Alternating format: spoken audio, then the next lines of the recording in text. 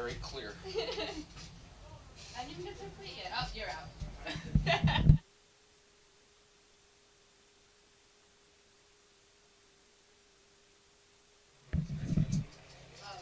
Yeshiva, or last year we were trying to finish the second game and we finished worse. And Talia was trying to leave like 10 minutes early for first base and the ump wouldn't call it. And we're like, we just need the out, please. It's over with. And the pitcher would get the ball and Talia would start running. And then eventually they caught it. Every time started up. Can't, there's guys in the field.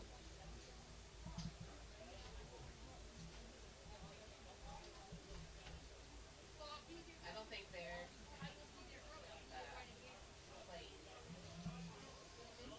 Good afternoon and welcome to the Thomas and Garrity Athletic Complex for today's non-conference NCAA baseball game between the Bears of St. Joseph's College of Brooklyn and your Gothic Knights of New Jersey City University.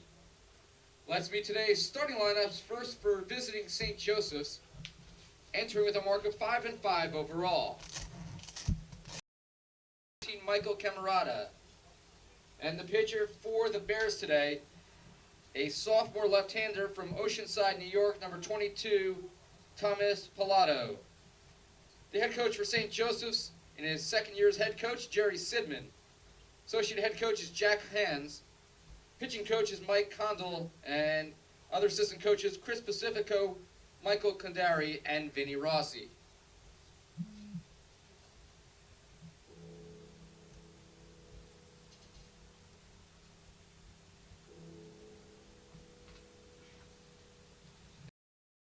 Second, the designated hitter, a senior from Avenel, New Jersey, number 24, Andrew Nish. The head coach for the Gothic Knights in his 5th season is Jerry Smith. Pitching coach is Nick Cesare, and assistant coaches are Rob Pasternak and Raj Subramanian. Your 2016 team captain, Andrew Nish. Your umpires for today's game are Jeff Merzel and Frank Mercado.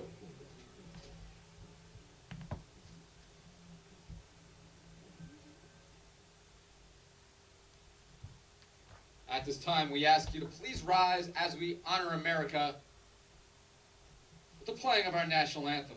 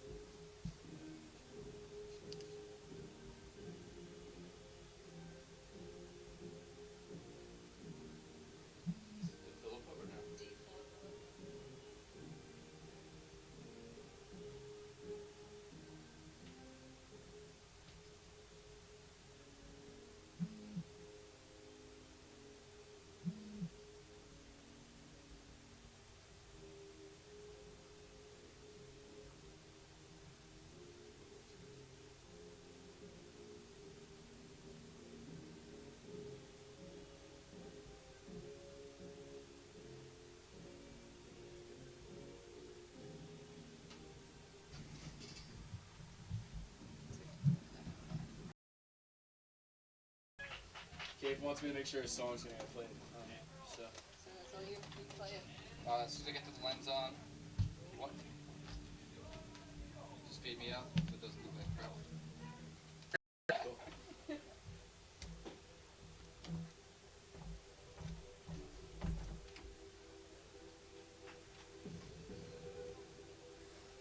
Area on the first base sideline.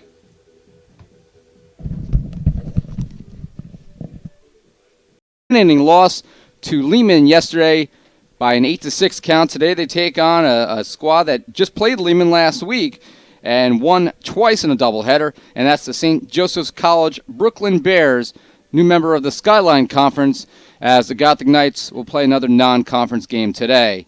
We'll give you the starting lineups for both teams. The pitcher today for the Gothic Knights, making his first ever home start, will be freshman left-hander Kyle Kafer, who missed all of his rookie season last year after undergoing Tommy John surgery. And we'll give you the starting lineup first. For St. Joe's, leading off will be the right fielder Patrick McGreevy. Anthony DiFilippo is the left fielder batting second, with Brian Loback third baseman batting third. John Condon, the DH, hits fourth, with Nick Laprinzi batting fifth at first base. The shortstop, Francis Rapp, hitting sixth. Brandon Salem, the catcher, hitting seventh. Jeff Reineke's at second. Zach Buchholz at short, with Taylor Bourne at third. That pitch is fouled away. In left field, Nick Rossino, Dimitri Ruger, Will Mann center, and Joe Catino in right.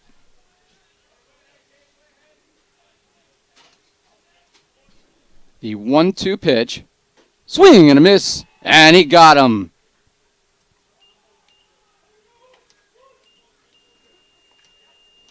So McGreevy is a strikeout victim to start the game, and that will give us our first look at the left field.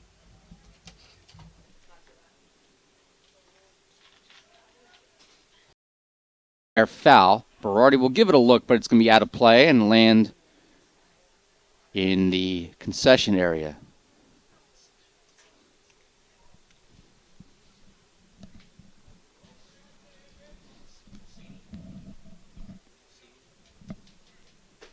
That's outside here in Jersey City.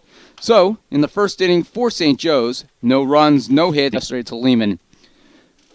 Gotham Knights had actually received a few votes. We'll see if that changes based on the results the rest of this week. Leading off will be the center fielder, Dimitri Ruger. Andrew Nish, who was at first yesterday, today will be the DH. He bats second on 169 career hits. He sits, including his 50th extra base hit yesterday, a 2-run game-tying home run that still has yet to land. Joe Catino, the right fielder, he'll bat third. Mission today for St. Joe's. Pilato will throw to Salem. Laprinzi is at first. Arroyo is at second. Rapp at short. And Luback is off the plate. He walked twice yesterday, a very patient hitter. And when he gets on, look out. That's a called strike. 1 ball and 1 strike.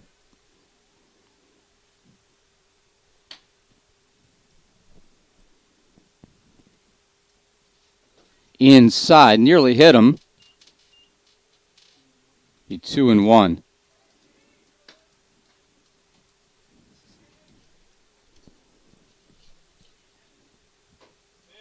Sidearm delivery there. That's a called strike, and it's 2-2.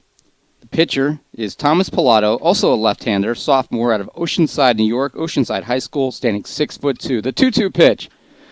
Off the end of the bat, diving off the mound and making a great play for the out is the pitcher Pilato.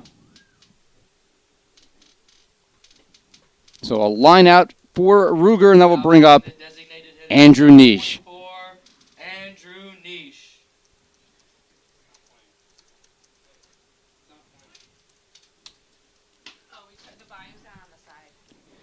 So Nish hitting .383.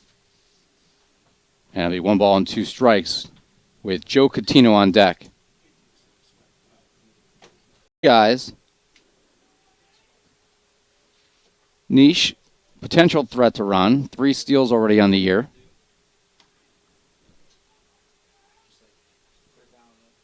That's off the plate for ball 1.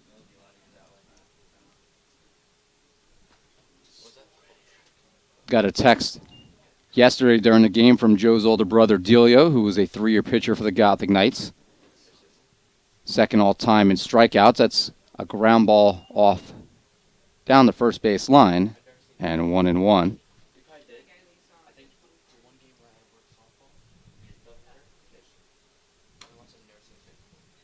Catino still exploring some potential minor league opportunities, and we wish him the best, one of the great pitchers in school history. His brother now faces a 1-1 count, and that's hit the opposite way, but foul. And the count is 1-2.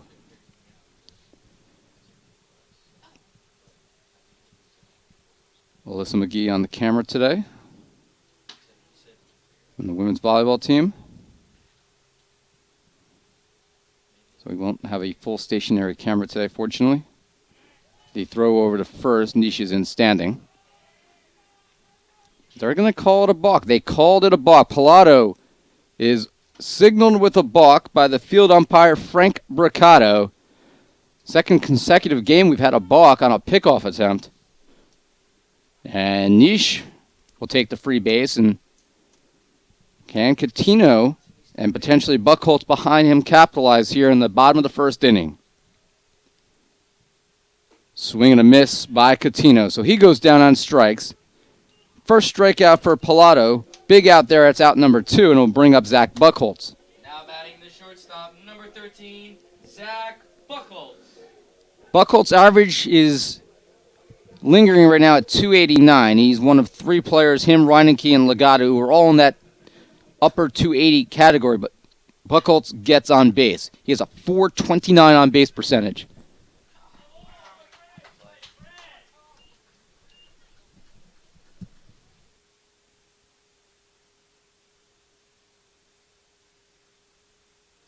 So Buckholz with a 6-3 ground out on the first pitch, and Nish is stranded at second. So the inning will come to a close. A hit and one left, and we head to the second scoreless.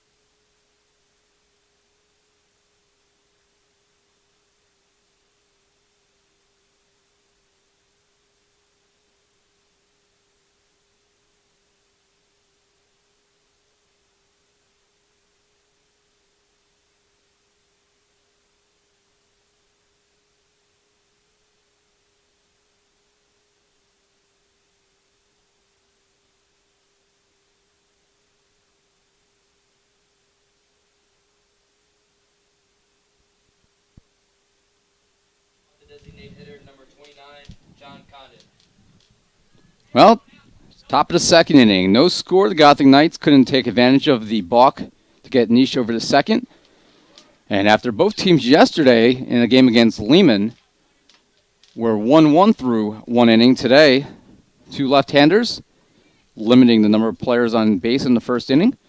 After a first pitch strike hit in the air, middle of the infield, Buckholz, the shortstop, takes charge, calls off Reineke, and makes the catch for out number 1. So Condon is out. That will bring up the first baseman, Laprinzi. Laprinzi, a junior from Howard Beach, New York, St. Francis Prep, hitting .333 on the season. That's off the plate.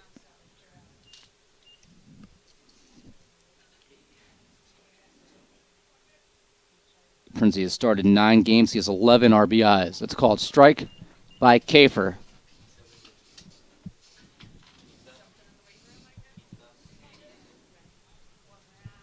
One ball, one strike. That is low, pulled out by Pulsini, and it's 2-1. Kafer on the year, making his 3rd career start. He is 1-0 with a 6.75 ERA. That's primarily based off of 1 game. Ground ball. Bourne is there, and it's going to be an error on Bourne as he's unable to handle it. It hits off the heel of the glove, and Laprinzi reaches on the E5. Now batting the shortstop, number 20, Francis Rapp. We'll see if the Bears can capitalize with the shortstop, Francis Rapp, stepping to the plate. Rapp hitting .333 with 3 RBIs and 11 hits on the year.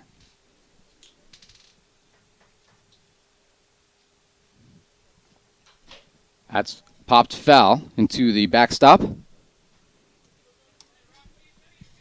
No balls and 1 strike.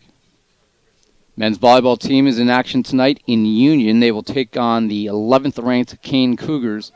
First meeting of the year back in February, the Gothic Knights took a set from Kane, and a couple of other of the sets were close. Ground ball to Bourne, and again, off the heel of the glove, back-to-back errors on Bourne, and 2 men are on.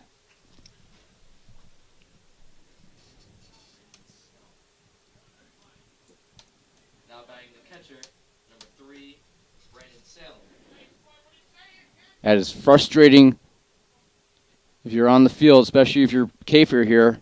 You're getting ground balls and your defense is not getting the job done. Bourne's going to have to shake this one off. Salem, the catcher, will bat. And that's hitting the air to right field. Coutinho coming in, and he makes the catch, and the runners will have to hold as the relay goes to Reinecke at second. So a line out to right. That's the second out. Obviously, anything that scores at this point would be unearned. And the second baseman, Arroyo, will come to the plate. Arroyo, the number 8 hitter in the lineup. Jonathan Arroyo, a freshman out of Belrose, New York.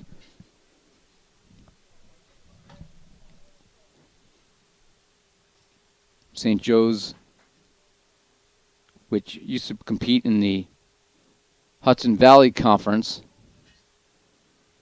which was a league for a lot of independent-type schools in the area and smaller schools. First-year member of the Skyline Conference and becoming a common opponent in NJCU, for NJCU in a variety of sports. For first pitch ball, Kafer deals. It's a fastball on the outside corner, so 1 ball and 1 strike. They're in the same conference as the men's volleyball team. Played women's basketball against St. Joe's this year, and probably see them be an opponent with soccer going forward. Kafer will throw over to first, and Berardi got taken out there on the hard slide back in by Rapp, who slid feet first and got Berardi right on the left calf.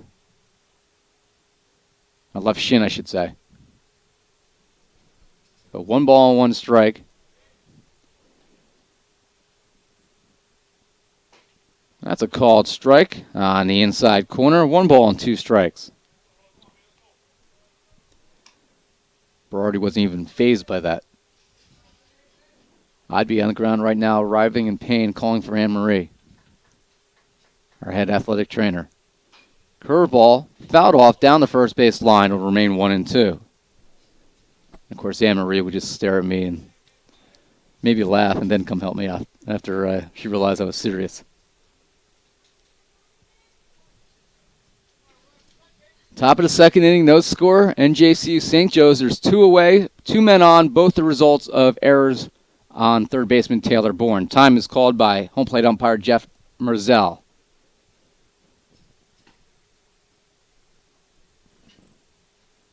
Great day for baseball here in Jersey City. Not much wind.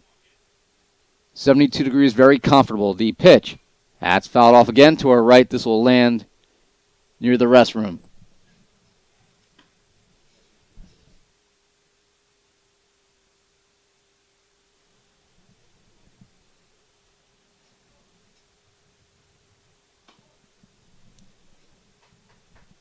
So 1 ball and 2 strikes.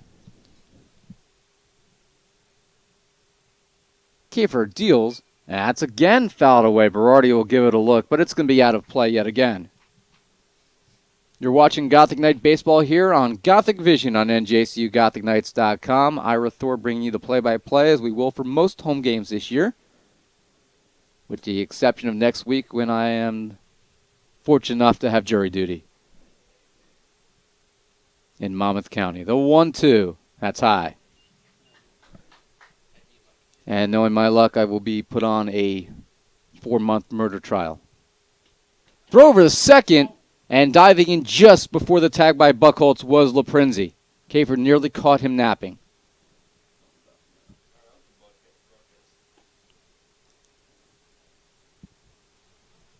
Two balls, 2 strikes, 2 outs, top 2.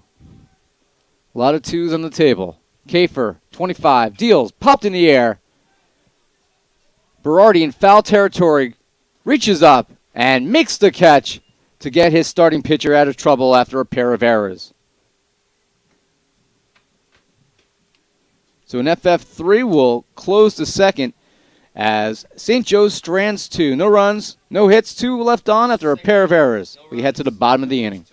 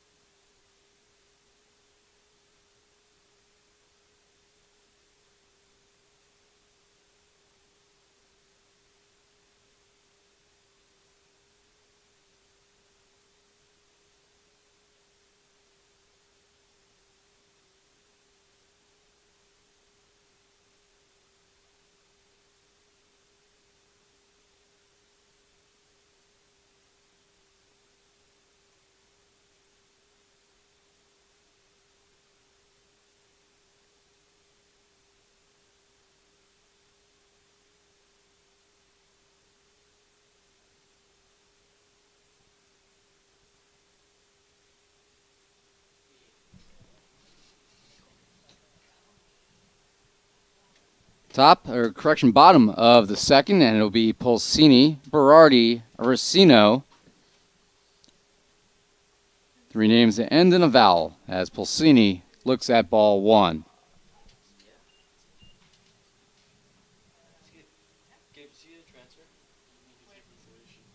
Pulsini, a transfer from Felician, and lines that one towards center field, but coming in and making the catch is Camarada for the first out. So with 1 away, it'll bring up Dan Berardi, the first baseman, hitting .346 on the year. Berardi from Bridge.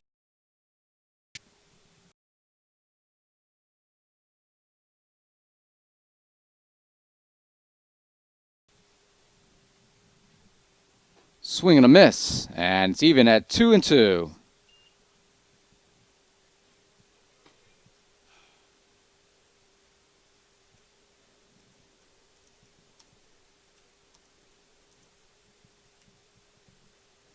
And that's hit down the left field line, but it's going to be foul as he got all of that one but didn't straighten it out.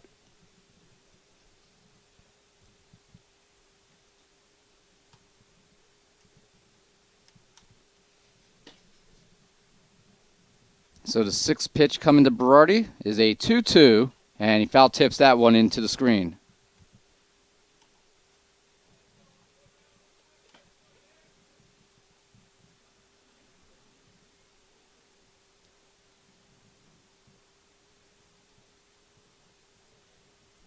So another 2-2 offering here by Pilato. Another slow roller down the third base line. This one also foul. 3 straight foul balls by Berardi as he fights off a battle here with Pilato.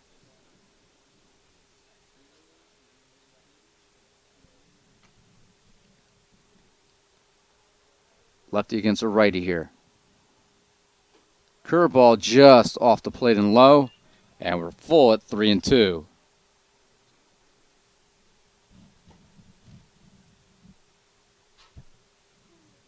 One more time. The 3-2 in for ball 4.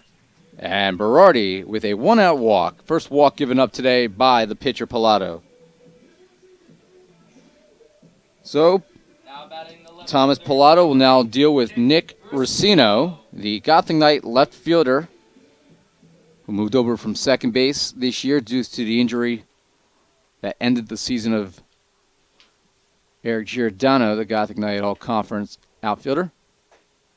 Racino, who's put together several lengthy hitting streaks early in his Gothic Knight career, takes a strike, hitting .349 on the year. That's off the plate.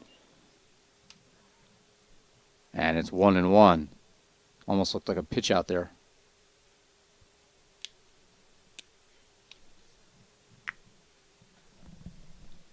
So 1-1, Berardi with a healthy leadoff first. Check swing, and field umpire Frank Mercado says yes, he did offer at it. And it's 1-2. Just 1 out here in the bottom of the second inning. No score between St. Joseph's and NJCU. Berardi will dive in, and he's safe.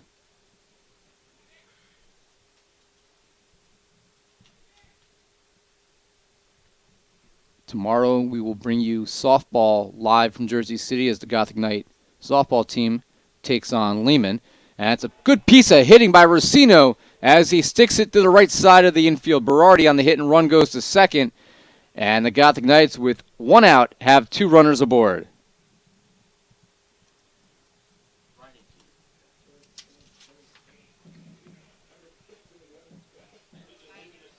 #16th hit of the year for Nick Racino. His average now up above .350. Racino with 1,000 fielding percentage on the year. Playing every game basically in left. Occasional DH roles. And the first pitch to Jeff Reineke, the transfer from Rutgers Newark. He swings and misses for strike 1. Left-handed hitter. Hits that one over the head of the third baseman and down the left field line. Here comes Berardi. He'll score the first run of the game, sliding in safely at second base, or third base, I should say, is Racino, and it's Jeff Reineke getting out of a little bit of a batting slump with a RBI double down the left field line to give the Gothic Knights a 1-0 lead. Now batting the third baseman, number 3, Taylor Bourne. So Bourne now with 2 runners in scoring position with an opportunity for some redemption after a couple of errors handcuffed him in the top of this inning. Bourne will show bunt. And the squeeze play is unsuccessful as the catcher for the St. Joseph Bears, Salem, was able to grab it and able to tag out Racino before he could elude the tag. Reineke will advance on the caught stealing 1-2.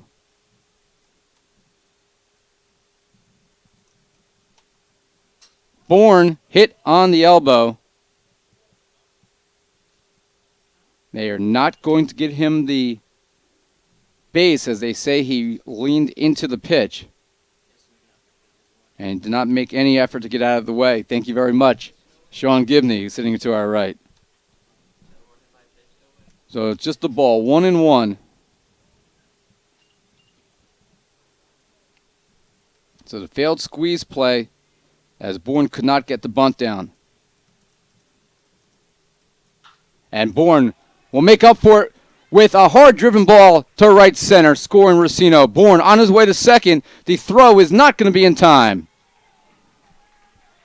So on the 2-1 pitch, an RBI double by Taylor Bourne that gives the Gothic Knights a 2-0 lead.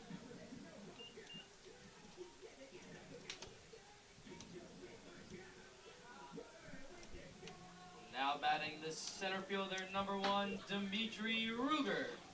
I think it's safe to say that Bourne made up for the 2 errors, driving in a run there, and will bring us to the top of the order to Dimitri Ruger, who lined out on a diving catch by the pitcher Pilato in his first at bat in the first inning. And that is a little high to Ruger, who's in a slump of his own right now.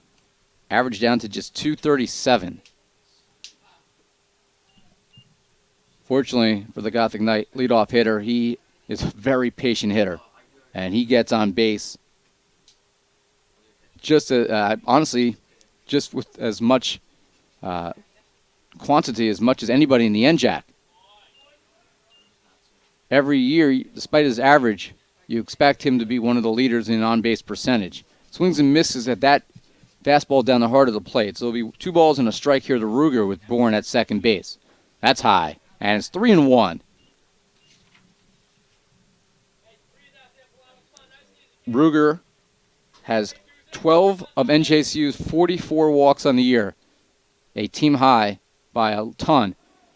That won't be a walk, as he was hit by the pitch, caught him on the right side of the rib cage.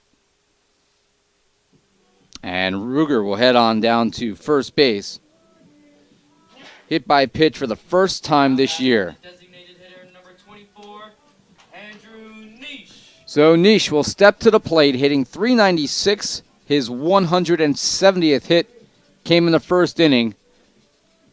Now less than 30 shy of becoming NJCU's all-time leader. Nish hit a 2-run homer yesterday. That's low.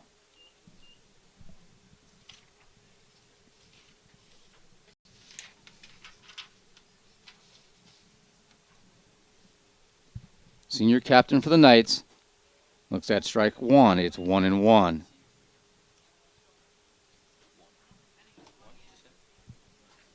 Only senior in the lineup with a large junior class following him. That's inside to Nish, 2-1.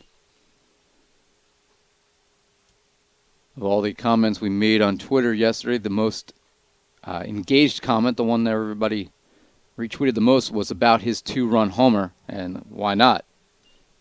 It was a thing of beauty, clearing the fence by probably 50 feet. 3 balls and 1 strike.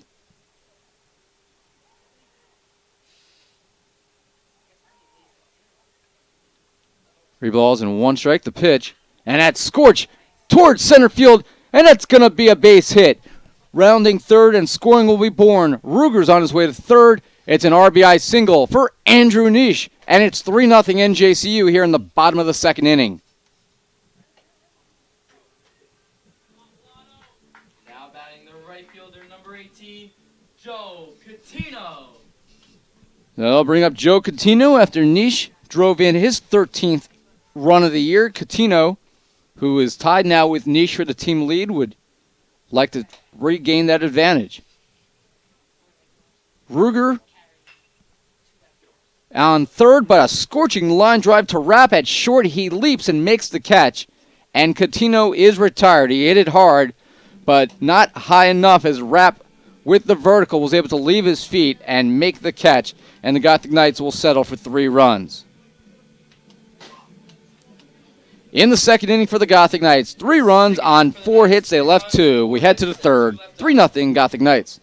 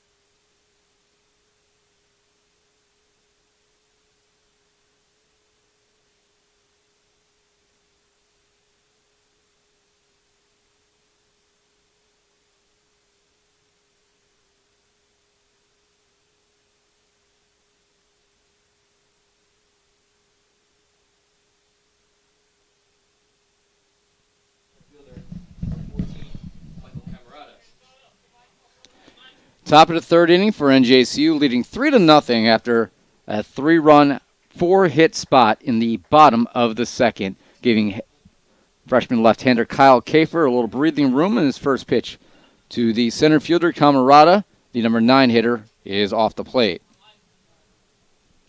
The 1-0, swing and a miss. Camarada hitting, well, not hitting anything on the year. This is his first.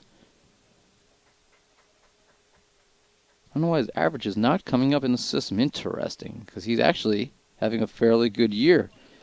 One of 2 Camaradas on the roster. He's hitting .406 with 13 hits, which would be second on the team.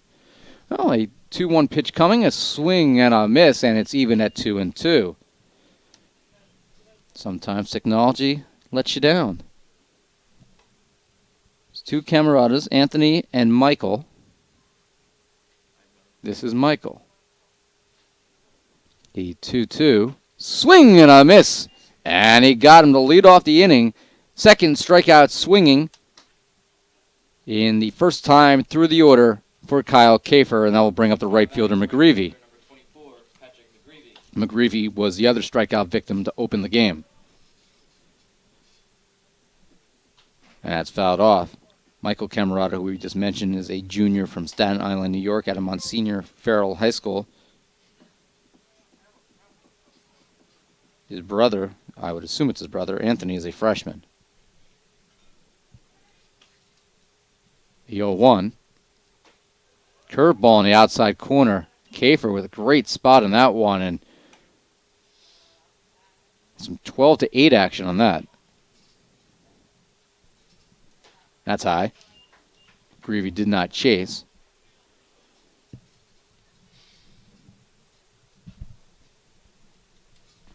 So Kafer looking for back-to-back strikeouts.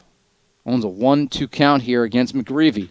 That's hit in the air, shallow infield, and coming in is Reineke, and he was able to block out the sun and make the catch. So a soft pop-up,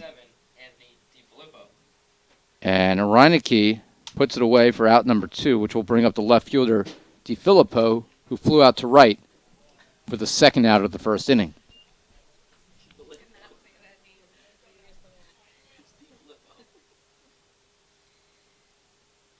And that's hit towards second. Reineke with the backhand. The flip to first in time to end the frame. So a 4-3 ground out after a strikeout started the inning, and for St. Joe's in the third, no runs, no hits, nobody left. We head to the bottom of the third, 3-0 NJCU.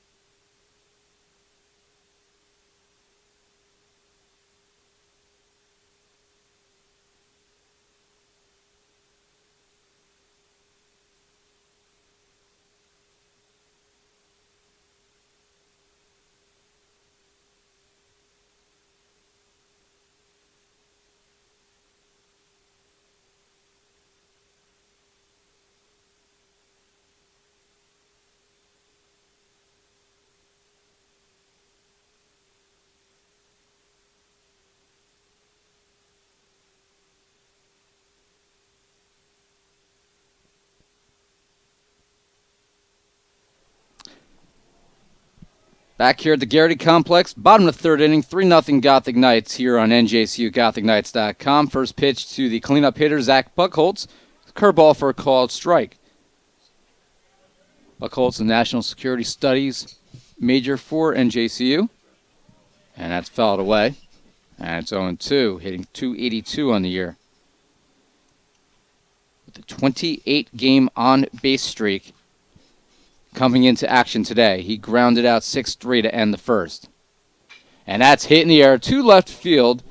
And making the catch is DiFilippo for route number 1.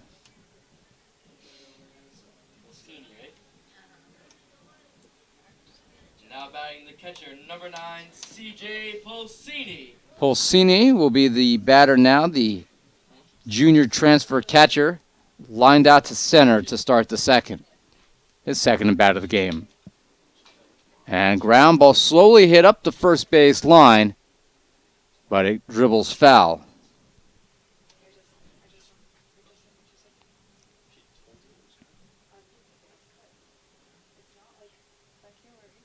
Polsini is an accounting and national security studies double major.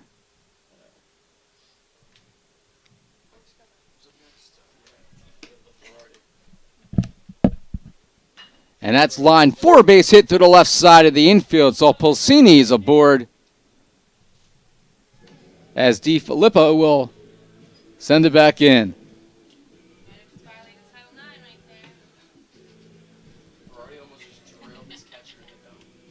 Now batting the first baseman, number 14. So Dan Berardi, the first baseman, will come up hitting .346 after walking and scoring the first run in the second inning. And that's hit towards third, diving, and making the throw to second base was Lubeck. The throw, however, to first is high, so the Bears will settle for the force. Now batting the left fielder, number 8, Nick Rossino. So Berardi will settle for a fielder's choice.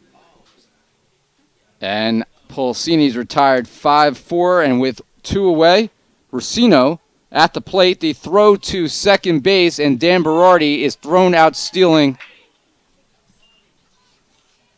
to end the frame. Arroyo applied the tag, so it will officially be 2-4 on the caught stealing.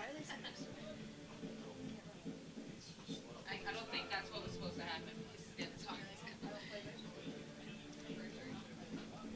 So Berardi out stealing. Third inning for NJCU. Third inning, No runs, one hit. No runs, one hit. Nobody left. We head to the fourth. It's 3-0 Gothic Knights.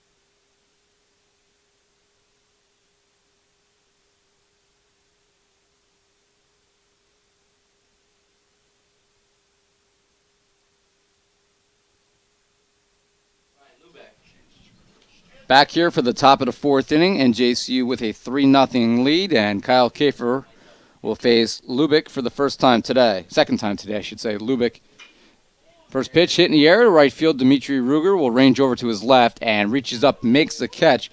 Second time today that Lubick flew out to center. So with one away, they'll bring up the designated hitter, Condon. John Condon, a freshman, left-handed hitter out of Woodside, New York. Actually, from Oceanside, my mistake. Swing and a foul tip into the screen. Condon hitting .333 on the year.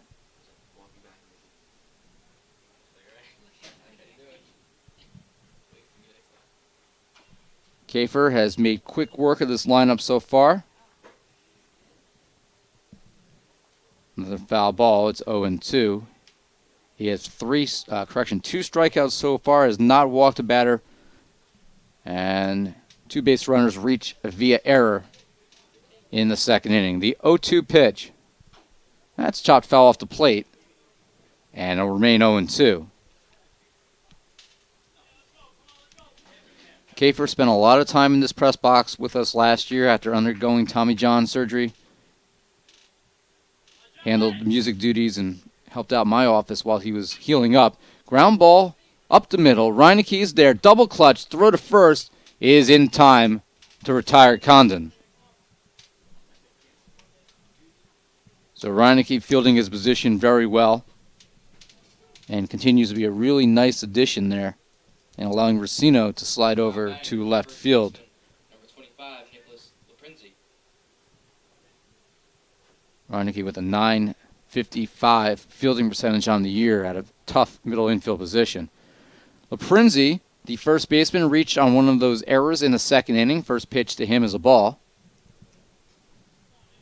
With two away, the 1-0 pitch is low. It's 2-0.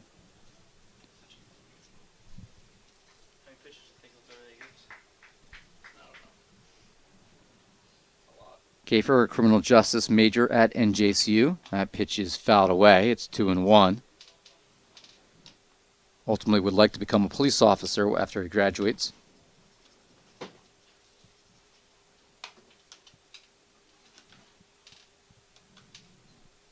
And that's, again, fouled off. Kafer actually works part-time right now for the Bordentown City Police.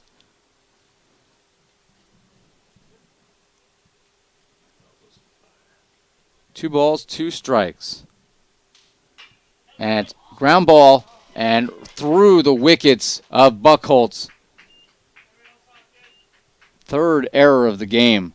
Buckholz was there, one hop, and was not able to field it cleanly. Now batting the shortstop, number 20, Francis Rapp.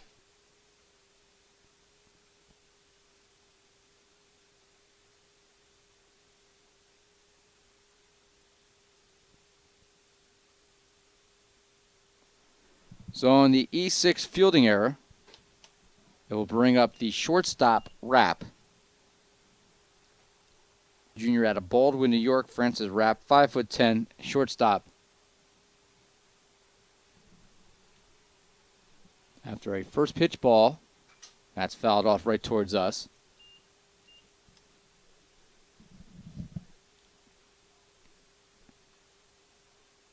Wonder how many folks at home, when that ball is hit right into your living room, actually will flinch and fall off the couch.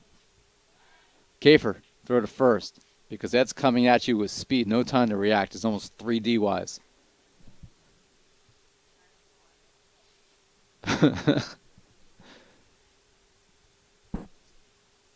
Ground ball to short. Buchholz with the backhand. The throw. Stretching is Berardi. And he gets him. Braccato, the umpire, signals that the stretch by Berardi, the difference there, and the long throw by Buchholz, and the inning comes to a close. So after one error there, unable to take advantage were the Bears, and they strand the runner on. In the fourth, for St. Joe's, no runs, no hits, one left on after the error. We head to the bottom of the fourth, 3-0, Gothic Knights.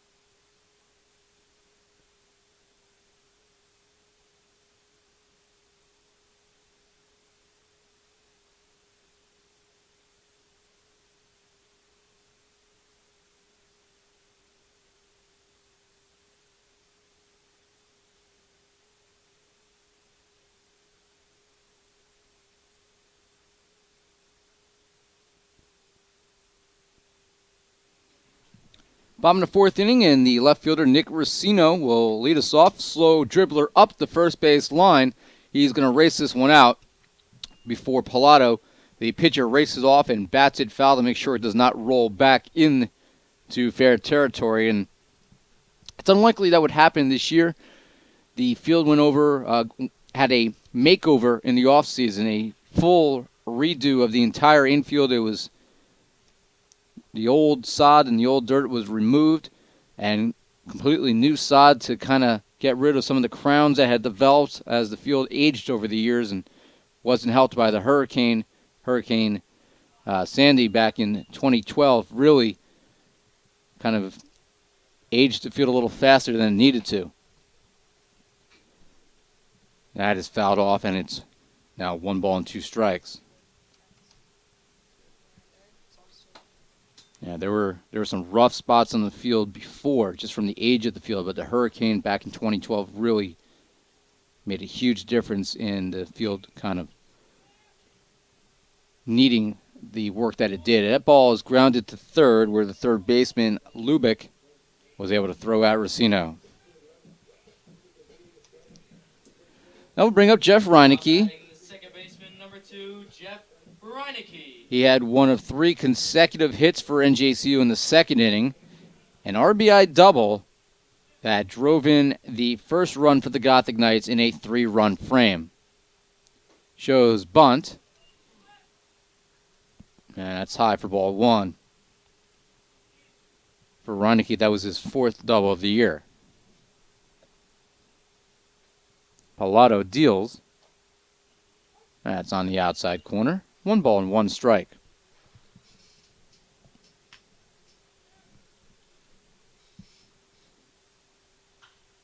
That's popped in the air. Foul territory. Laprinzi over there against the fence is able to make the catch maybe a foot away from the fencing. So an FF3 retires Reineke, and the third baseman Taylor Bourne, who had a 1-run double in the second inning. That made it 2-0 and scored Reineke.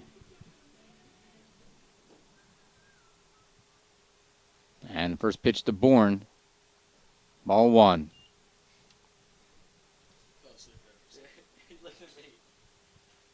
And Bourne hits it to center field. That's going to fall in for a base hit. Taylor Bourne with his second hit of the game. And a nice piece of hitting there gives the Gothic Knights a 2-out base runner. He's 2 for 2.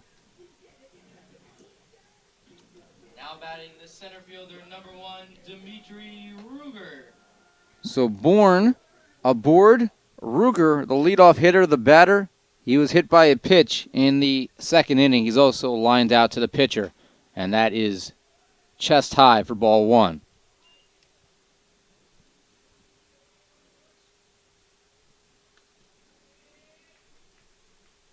Bourne with the lead at first. And Ruger fouls it off the end of the bat, 1-1.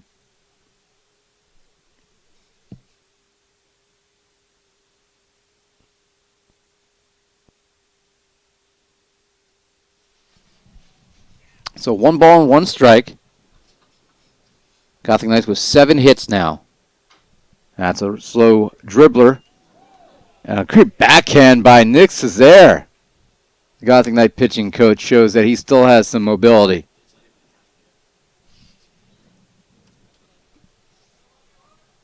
Got some oohs and ahs from the Gothic Knight bench. And it's going to be a balk. It's going to be a balk as they were trying to get Bourne on a pickoff, but the pitcher did not set. That's going to be the second walk of the game on Pilato.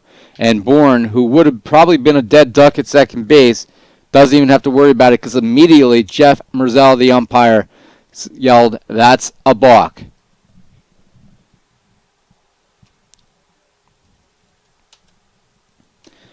So the last time there was a balk, the Gothic Knights could not take advantage.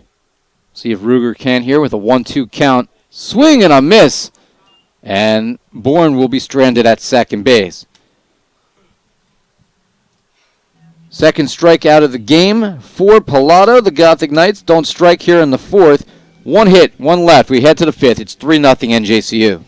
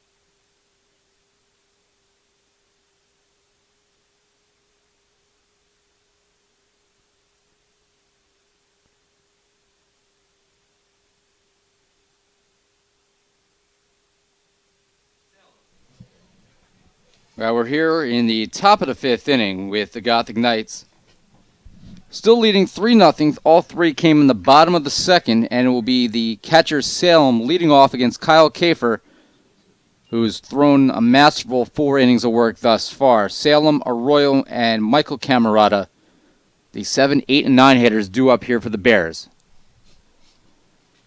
The 0-1 is high.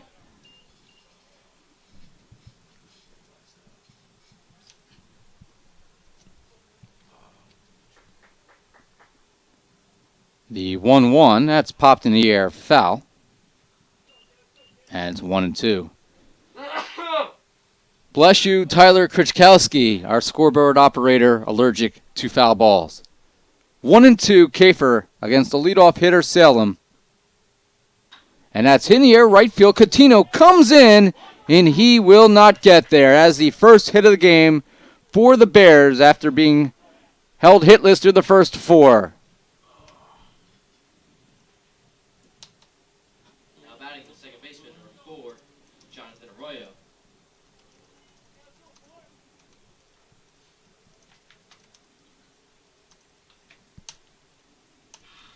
So it'll bring up the second baseman Arroyo with the leadoff man on and swing and a miss.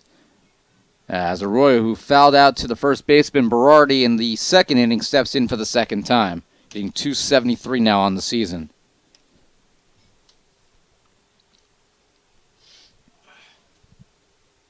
Gafer deals another swing and a miss.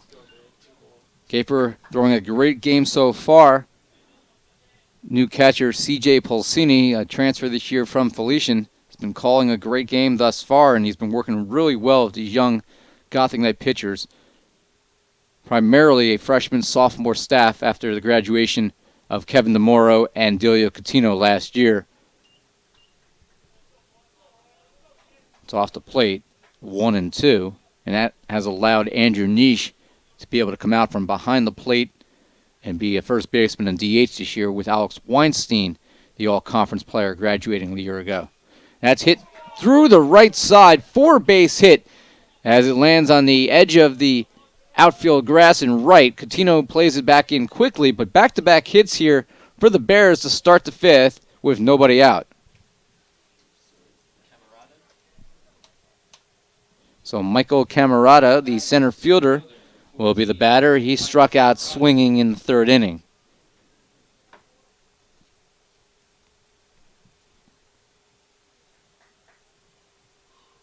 Salem at second, Arroyo's at first.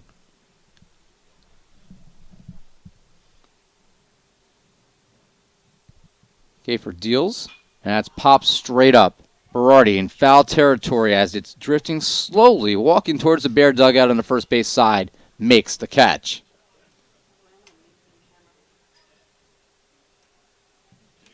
So another foul ball out. And his brother, Anthony Camarada, who came in as a defensive replacement, will bat for the first time. Anthony Camarada, a freshman, 5'8", out of Staten Island, New York. Unlike his brother, who attended Monsignor Farrell High School, he is a graduate, Anthony, of New Dorp.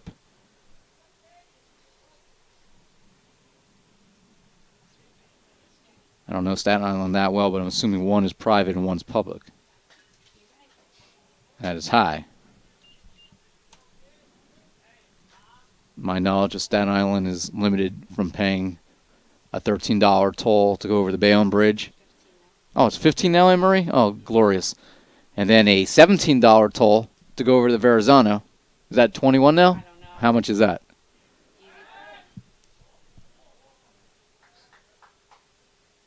And Kafer is called for a balk as he tried to throw over the first. And that's the third balk of the game. First time Kafer has been charged with one and puts two runners in scoring position.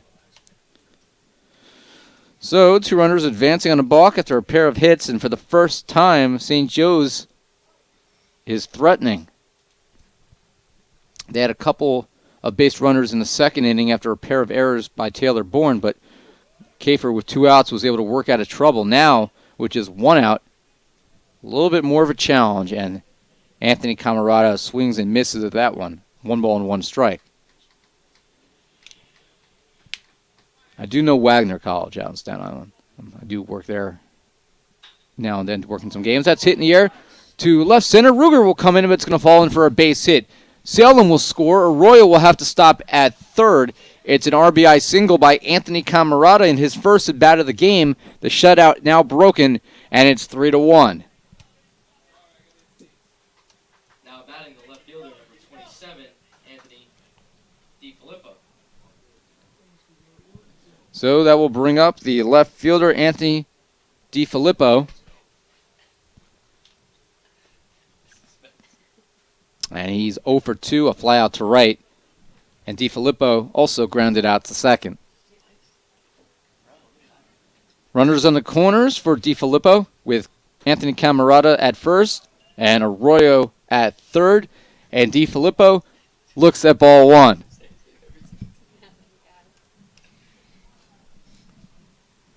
DiFilippo is a junior from Brooklyn, New York, out of Xavier High School. That's high to DiFilippo.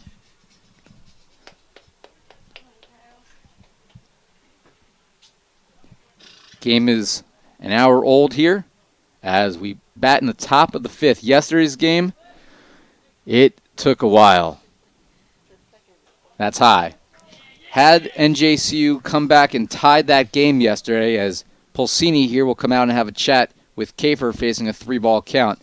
Had that game been tied by NJCU in the 10th, it would have ended there because literally there was no daylight left. I walked out of the press box yesterday needing my iPhone light to find my way to my car. It was that dark.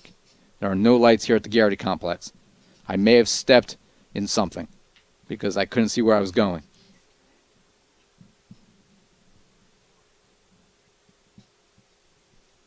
I'll never know. 3 balls, no strikes. Camerata at first, Arroyo at third. Throw over to first, and Camerata is in standing. And Marie Stobling is now helping out on video camera in case this athletic training thing doesn't work out for her after all these years. Fastball right down the middle.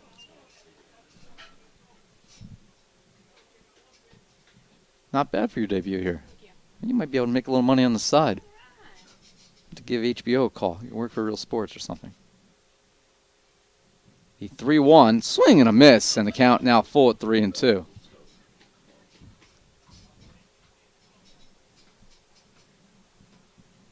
So 1 out here in the bottom of the 5th. I'm sorry, the top of the 5th. I don't know where I am. That is a called strike 3 looking, and Kafer is able to strike out DiFilippo for the 2nd out. 3rd strikeout of the game for Kafer, the first looking. And that's a big out. There's now 2 away with runners on the corners, and it will bring up the 3rd baseman, Brian Lubick, the senior from Astoria, New York, out of Monsignor McClancy High School. Lubick has flown out to center field 2 times in this game. He and Dimitri Ruger, the Gothic Knights center fielder, now well acquainted. And as low.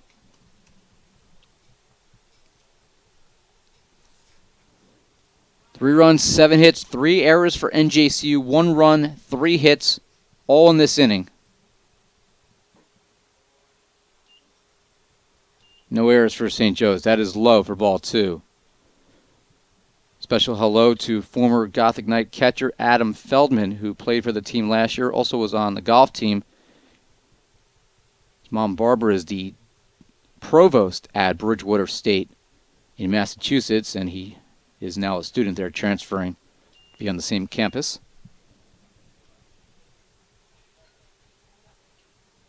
Three balls and no strikes. Kafer deals. That's a called strike, belt high.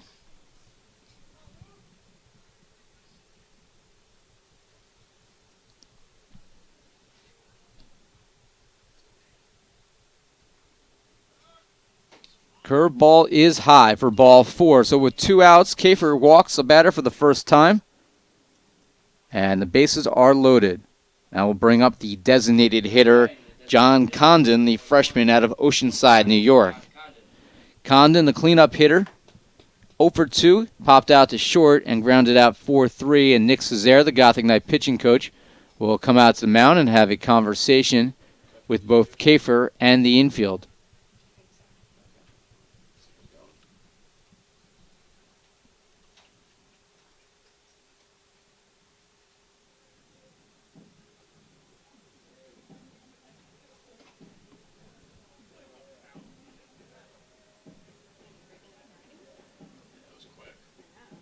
Yesterday they were meeting for a while.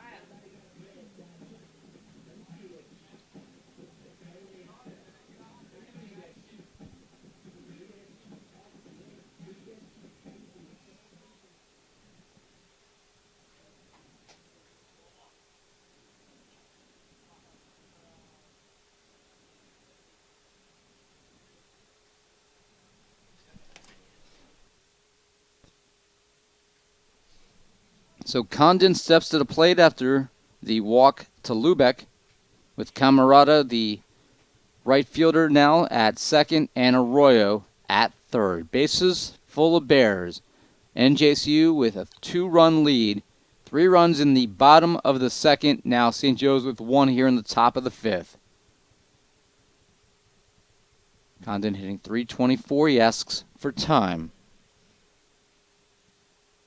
Condon has 10 RBIs. He's one of 3 players on the team, along with Lubeck and Loprinzi, that already have double figures in RBIs 10 games into the year.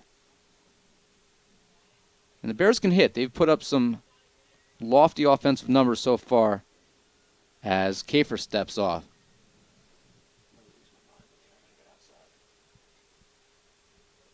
In their last 7 games, they've scored in double figures 5 times.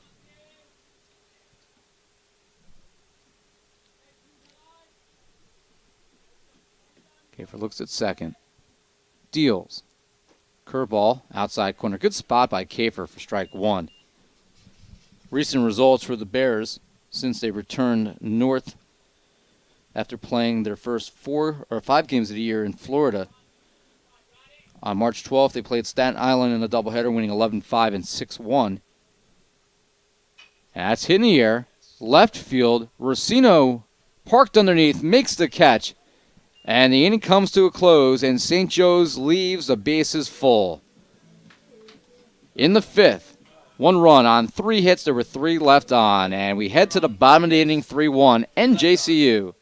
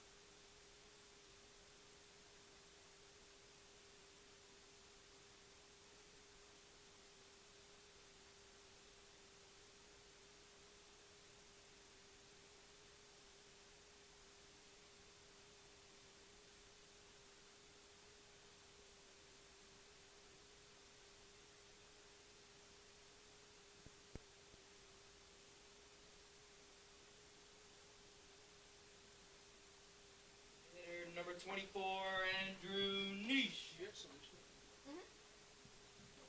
Andrew Nish is the batter for the Gothic Knights.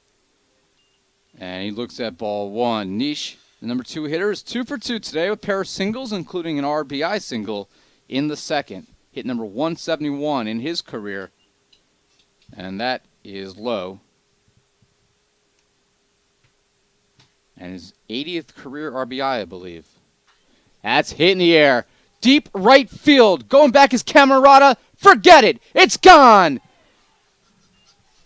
Andrew Nish goes yard for the 2nd day in a row. This one not as definitively over the fence as the bomb he hit yesterday, but 340 feet will do the job, and Andrew Nish gives the Gothic Knights a 4-1 lead with his 2nd home run of the season.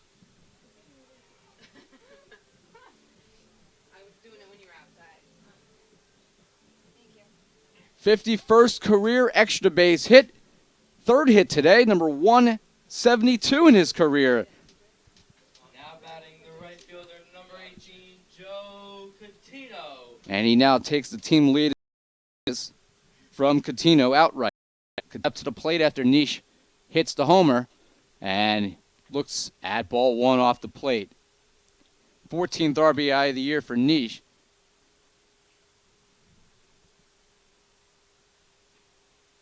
That is low.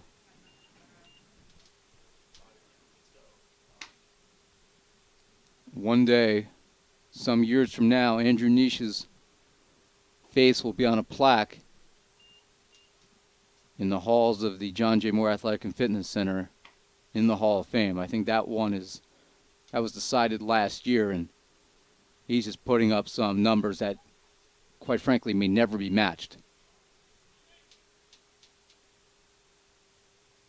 Before he even started his senior year, he was the all-time leader in doubles by 11 over anybody else. That right there is one of the most impressive numbers we could throw out. 2 balls and 2 strikes off the plate, Coutinho. Good eye there. And the count is full at 3-2.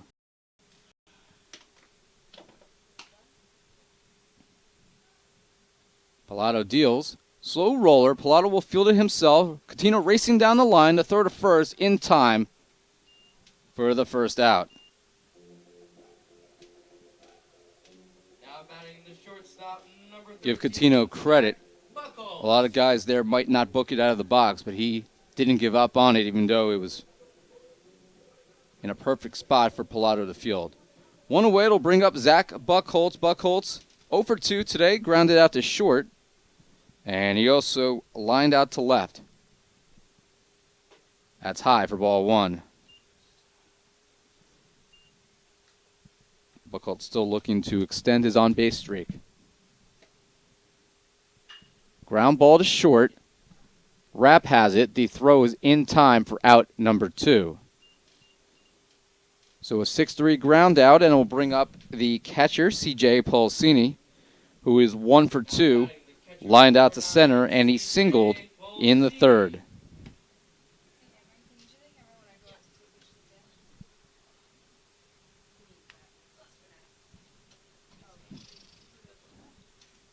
Swing and a miss on the changeup.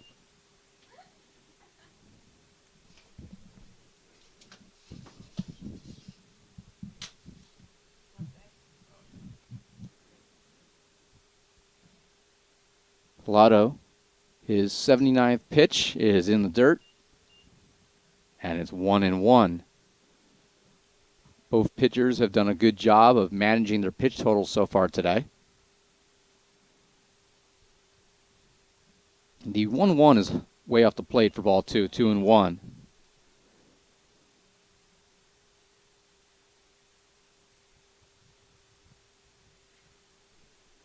The 2-1 is high, and Paulsini patiently ahead now 3-1. He gets on, he'll be followed by Dan Berardi, the first baseman. 4-1 Gothic Knights as they answer St. Joe's here in the bottom of the 5th. That's a called strike to Paulsini, makes it 3-2. The Bears were able to get on the board for the first time in the top of the inning before Nish led off the bottom of the 5th with his second home run in as many days. Paulsini ground ball to third. DiFilippo will throw on to first. Correction, that is Lubeck. Lubeck, the third baseman, will throw on to first, and that is the third out of the inning. So after a leadoff home run by Andrew Nish, the Gothic Knights unable to get anybody else on, but they'll settle for the 1 run. On a 1 hit, nobody left. We head to the 6th, 4-1 NJCU.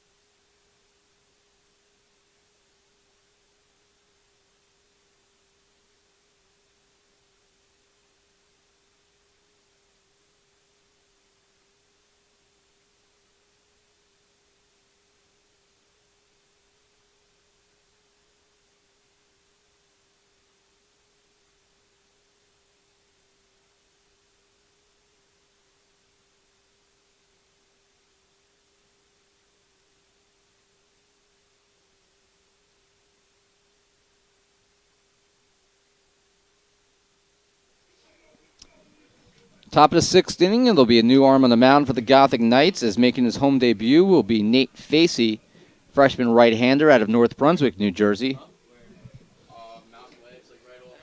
Facey will make his 3rd relief appearance of the year. No decisions, a 4.15 ERA. He's thrown 4.1 innings, struck out 2, walked 4 at 278 opposing batting average. That gives us an opportunity to look at the final line today for Kyle Kafer, who is in line for the win if the Gothic Knights are able to make this stand up for the rest of the afternoon. Kafer, 5 innings. He allowed just 1 run on 3 hits. He struck out 3, walked 1. He had a balk, faced 22 batters, and threw 73 pitches.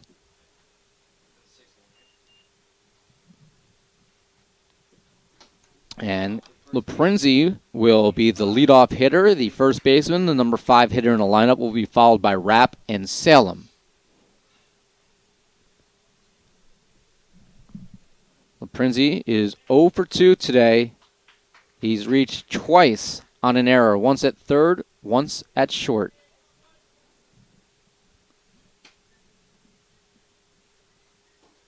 That is low.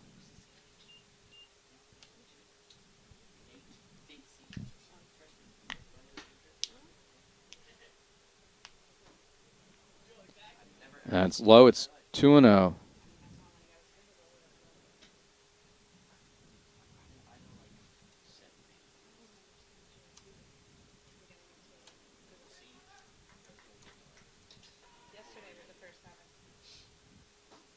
And that's low for ball 3.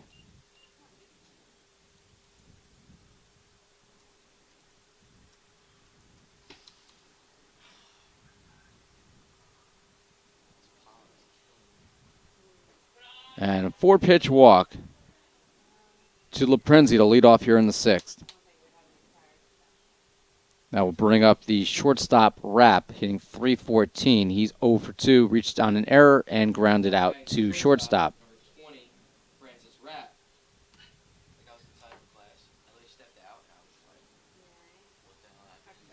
So Rapp trying to get the Bears back into the game after Pulsini goes out and calms down the young pitcher Facey.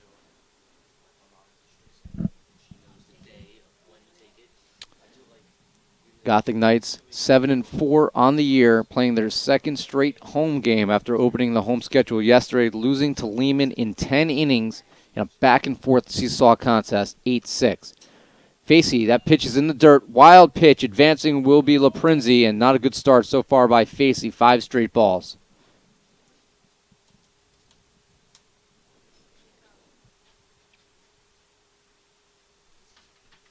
One nice thing about this year's club, there are a lot of arms available. So if Facey runs into trouble here, his time would be limited.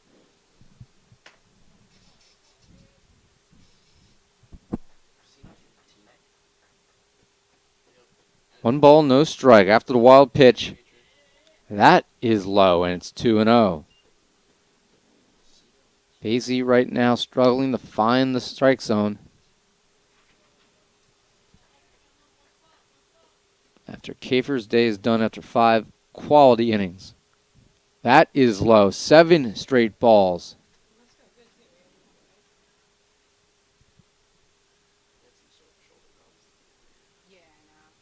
So it'll be 3-0 with a runner at second. Nobody out here in the top 6. Ball 4. Back-to-back 4-pitch walks. And here comes head coach Jerry Smith. And that's probably going to be it for Facey after back-to-back walks. We'll see if he's going to leave Facey in here and settle him down, or if there's going to be a relief pitcher. Probably will be a reliever, and it will be Anthony Carey. So we'll be back. Anthony Carey will come in here for Facey, who threw 8 balls, no strikes. And we'll be thinking about this one for a little bit till he gets back on the mound again.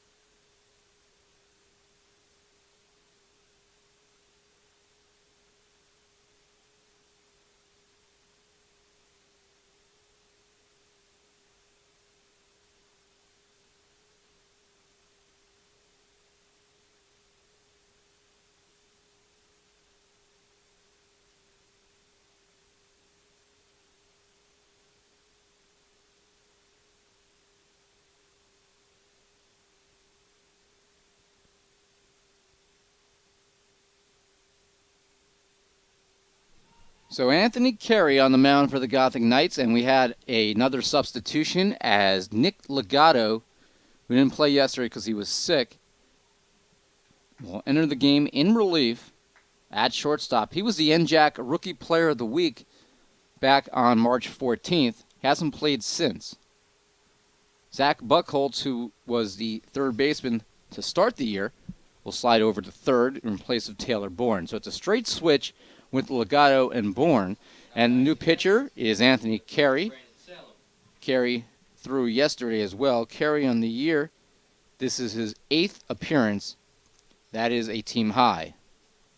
8 appearances in 12 games.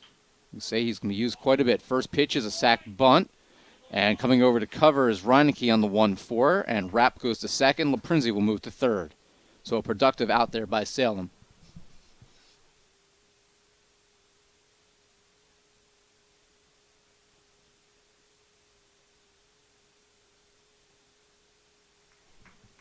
Batting the second baseman, number 4, Jonathan Arroyo. So on the 1-4 sac bunt, 2 runners in scoring position with the Gothic Knights leading St. Joe's 4-1. Second baseman Arroyo will step to the plate, looking to get his team back in the game. Arroyo is 1 for 2 today. He singled in the 5th inning, and he also fouled out to first. First pitch by Carey is off the plate. Throw over to second base, and Rapp gets back.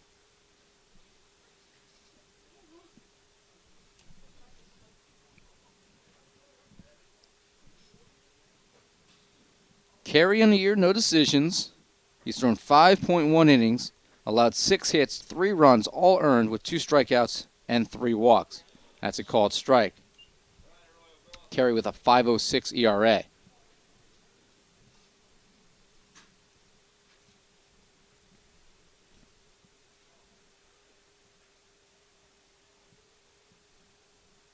Swing and a miss. 1-2. Carey, the sophomore out of Middlesex, joins Reineke and Berardi, and there are now 3 players all in the infield from the same high school team. And that's low, blocked by Pulsini. And if you take a look at the Gothic Knight roster, as we've mentioned in the past, a good majority of the program is based out of Central Jersey, specifically Middlesex County, where both head coach Jerry Smith and pitching coach Nick Cesare plus Raj Subramanian have roots. That's fouled back right at us. Wonder how that looked in the... No? Anne Marie said it was not something that was going to knock you off your couch. No one flinches here in the press box. I might have blinked. 2 balls and 2 strikes. And Carey deals. Swing and a miss. And Arroyo is down for out number 2. That is the 4th strikeout by Gothic Knight pitching. And we'll see if Carey can get the Gothic Knights out of a jam after Nate Facey walked Laprinzi and Rapp on 8 pitches to start this frame. So Michael Camerata will step to the plate. The center fielder, the number 9 hitter, is 0 for 2 with a strikeout and a foul out. Ground ball slowly hit Legato, his first challenge of the game. The throw to first is in time, and the inning comes to a close as Camerata is able to ground out on the first pitch that he sees. 6th inning for St. Joe's. No runs, no hits, 2 were left on, and we head to the bottom of the 6th. NJCU with a 4-1 lead.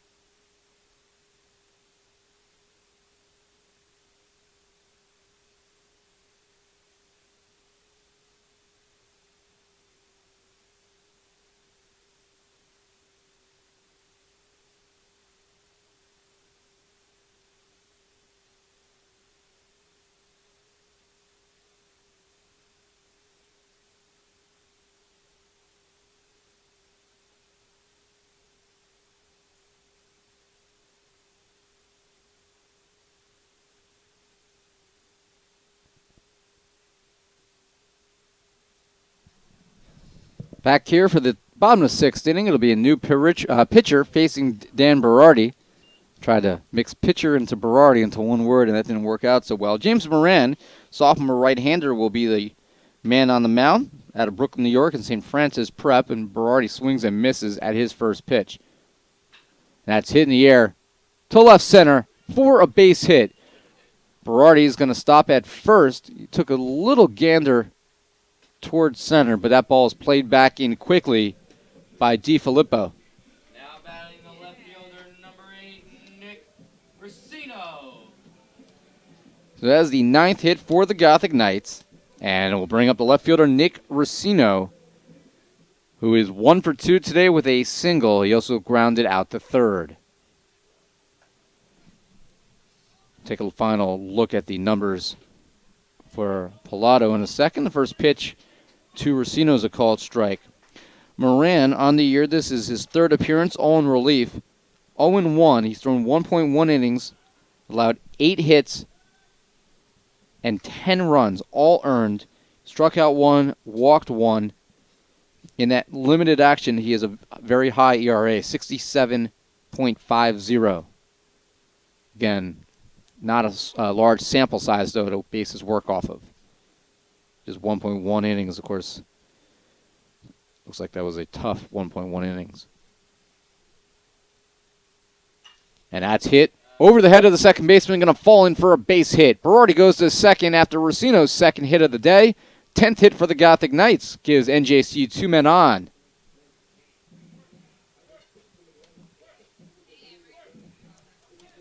So Racino's at first, Berardi's at second. Jeff Reinecke, the second baseman, his average now at 300 after doubling and driving in a run in the second. He also fouled out in the fourth.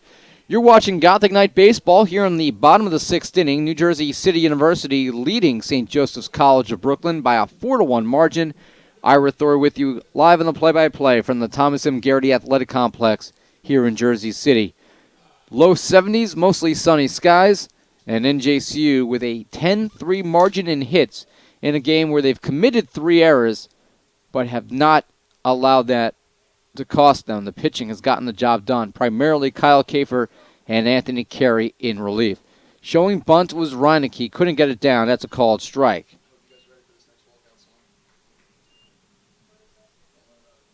Nick Legato is on deck.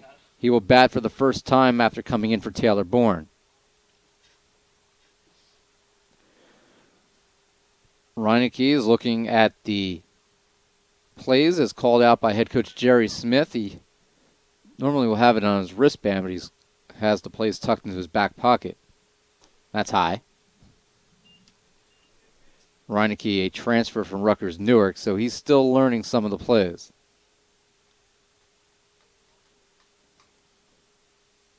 Played 2 years for the Scarlet Raiders, and he'll have a crack at his old team in a couple weeks when NJAC play gets going. And that's grounded foul up the first base line. Gothic Knights were picked 9th out of 10 teams in the preseason poll. However, in a very, very tough league that routinely sends a team to the NCAA tournament every year, multiple teams I should say, and Ramapo to the College World Series last year, the Gothic Knights were selected as the league's dark horse, meaning they are the most likely to surprise, and they've done that so far with a strong start to the season. One of the best starts ever. Reinecke pops in the air, left side of the infield, backing up and making the catch was Lubeck, the third baseman, for out number 1. And that will bring up, for the first time here at home, the shortstop, Nick Legato, 5'10", 160-pound freshman out of Helmetta, New Jersey, and a Spotswood High School graduate.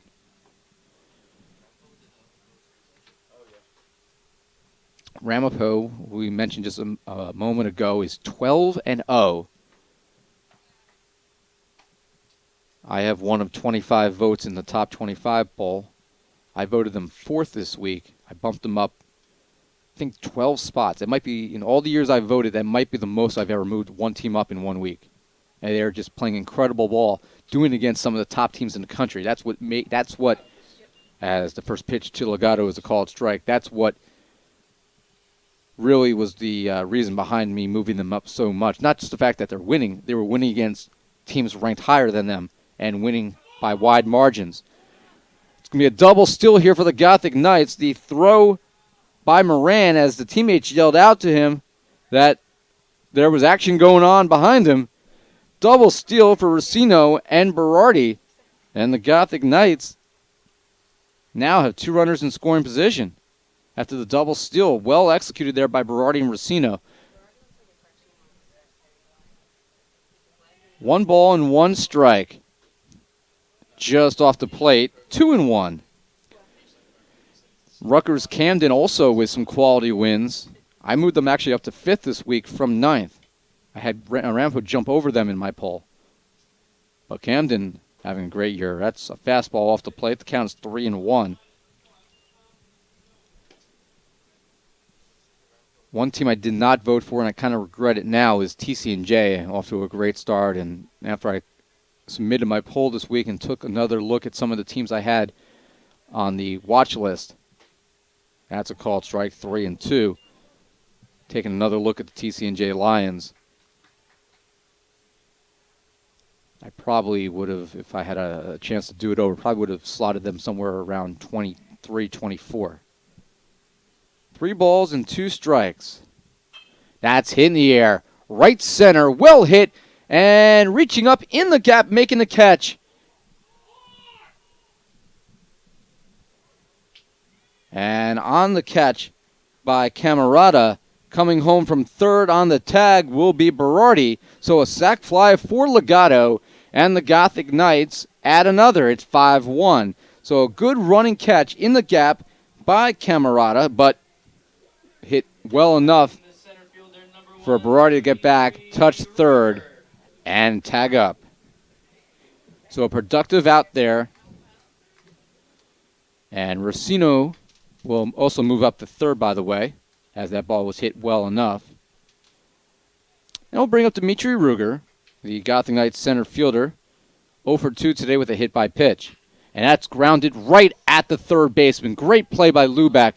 He'll throw to 1st to end the inning. Ruger hit it hard, but right at a player, and the frame comes to an end. However, in the 6th, another run for the Gothic Knights as Legato drives in Berardi to make it 5-1. Run on 2 hits and 1 left. We've played 6. It's 5-1. NJCU looking for win number 8.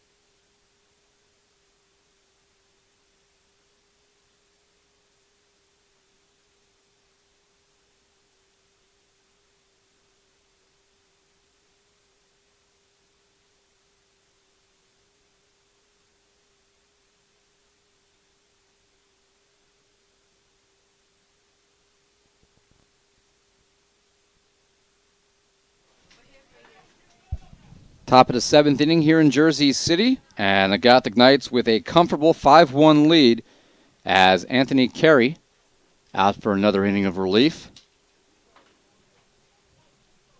Trying to help lock down what would be the first career victory for Kyle Kafer. Swing and a miss by the right fielder, Anthony Camarada. Correction, second career victory for Kafer as he was able to win a shortened game. 7-inning game. That's a swing and a miss by Camarada, and that's 0-2 now to the right fielder, who's in the leadoff spot after he replaced McGreevy. This was Kafer's first career home start. He pitched on the road. He also pitched in Puerto Rico. Check swing. Did he go around? And they're saying he did, as he slams the bat down in disgust. So a 3-pitch strikeout there by Anthony Carey here in the top of the 7th, and it'll be D. Filippo, the left fielder, hitting .324, stepping to the dish. He's 0 for 3 today. He struck out looking in his last plate appearance in the 5th inning.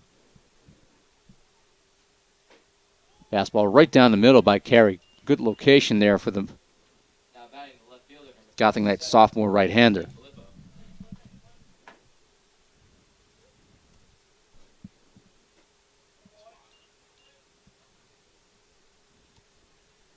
That's another called. I think they called that one a ball. That's 1-1. I thought that was good there. Swing and a foul tip off of the umpire. And now it's 1-2.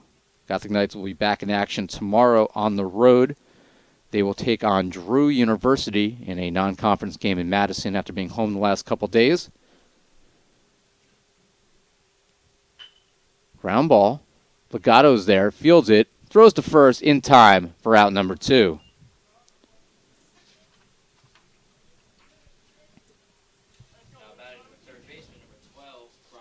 Drew is a common opponent. St. Joe's played them in Madison on March 17th, losing 13-10 in what was a high-scoring game. To show you how baseball, sometimes you just never know, the Gothic Knights losing yesterday to Lehman in 10 innings by an 8-6 margin. St. Joe's had already played Lehman. They swept them on March 13th in the Bronx, 21-6 and 13-10. And yet today the Gothic Knights with a 5-1 lead. So you just never know day to day. It depends on so many different factors. That's hitting the air to right center. Coutinho giving chase, dives, and he makes the catch as he loses his cap to end the inning.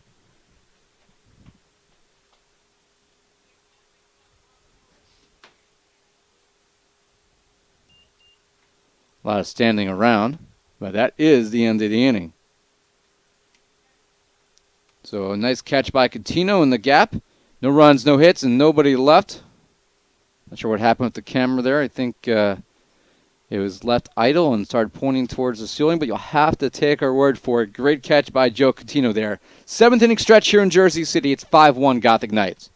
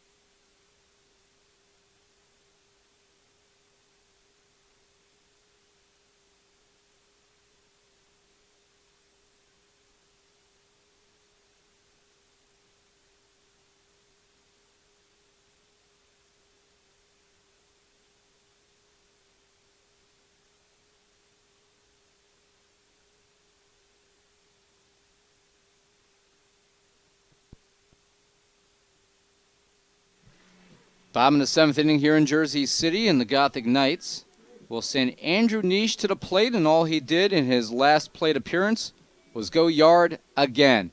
For the second straight game, hit a home run to right field. His second homer of the season. Andrew Nish came into the game today with a .383 batting average on the season. To show you how important every bat is in a short season, he's 3 for 3. His average is now up to .420. So it jumped 37 points with 3 at-bats. 2 singles in the first and second inning, 1 RBI, and then a home run in the 5th. a solo shot, his second ribby of the game. 1 ball and 2 strikes to Nish. New pitcher now in the game is Jonathan Schneider. And that was fouled off the handle. Jonathan Schneider is a freshman left-hander out of Staten Island, New York, graduate of Susan Wagner High School. So 1 ball, 2 strikes. And that's grounded to second base. Arroyo's there. And a throw to first. And for the first time today, Nish is retired. Now we'll bring up Joe Catino, the Gothic Knight right fielder, who is 0 for 3 today. The right fielder, number 18, Joe Catino.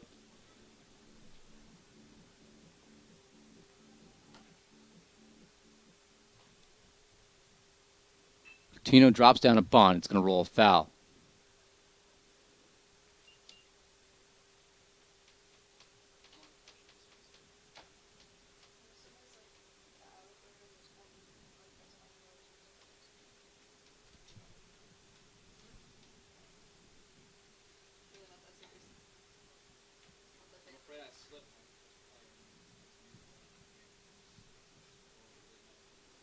After a foul ball.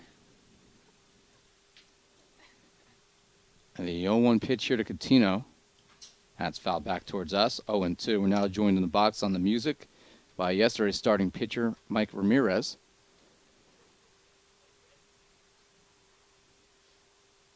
Gave up just 1 earned run yesterday. In a no decision. No balls and 2 strikes. That's hit in the air towards left field, and it's going to fall in for a base hit in front of DiFilippo. So Joe Catino with a hit for the first time today. And that will bring up Zach Buchholz, who's hitting .268. Buchholz, his 28-game on-base streak on the line right here.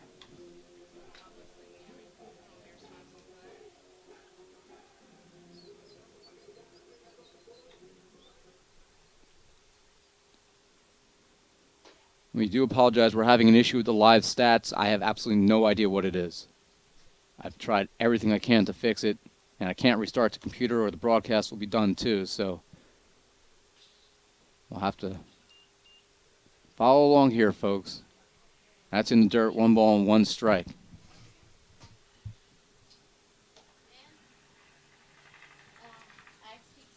Throw over the first, and diving in safely is Catino.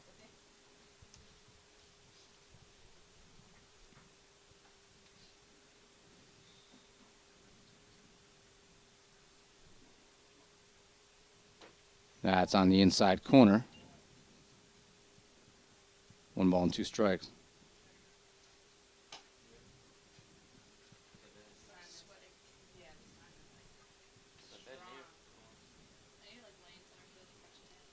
There's the throw back to first, and in standing is Catino. 5 runs, 11 hits, 3 errors for NJCU. 1 run, 3 hits, no errors for the Bears. Gothic Knights looking for their 8th win of the year. There goes Catino, and ground ball by Buchholz, but it's foul up the third base line.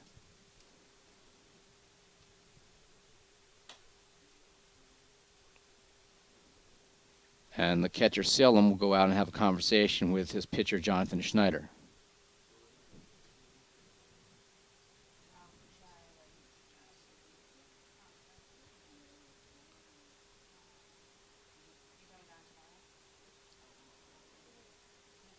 So 1 ball, 2 strikes.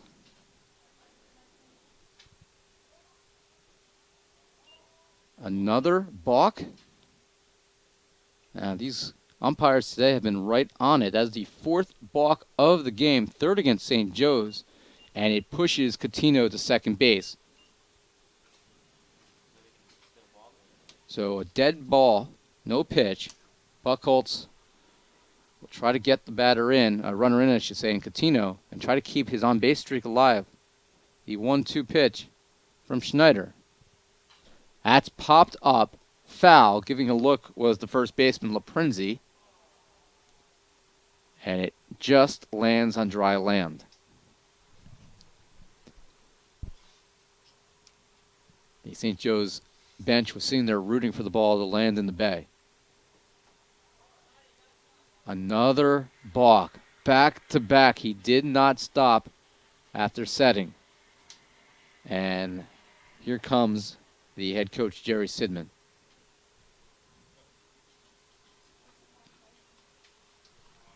So, on another dead ball, Coutinho will slide over to third.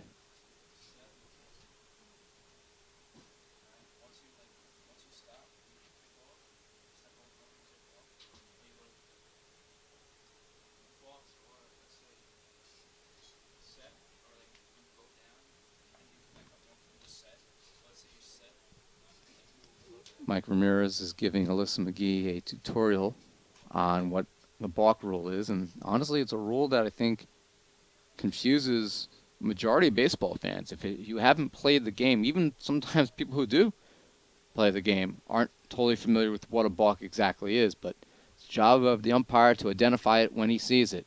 So Buchholz now with a 1-2 pitch. That's inside.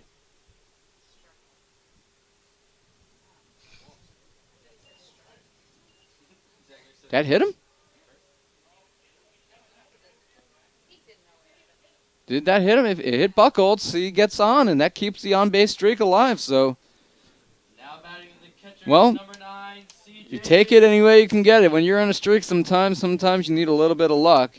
And for Zach Buchholz, that extends his on-base streak to 29 games.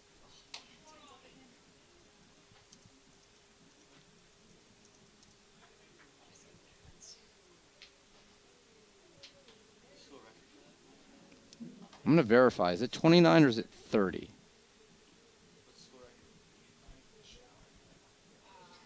It is 29 games now. So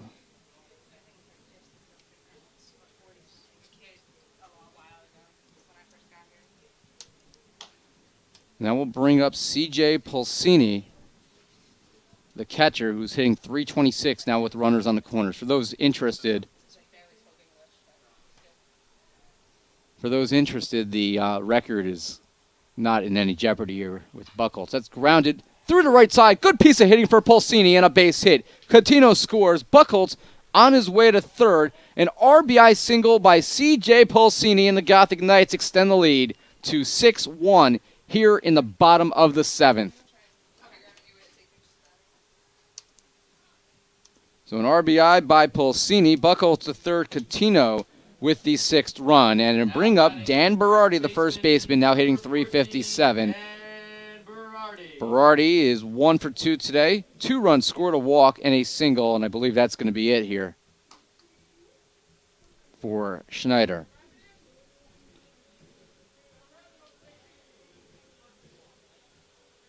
The NJCU record is held by former all-region great for the Gothic Knights, Jose Fulgencio. I believe it's 51 straight games, which is one of the longest streaks in NCAA history as well.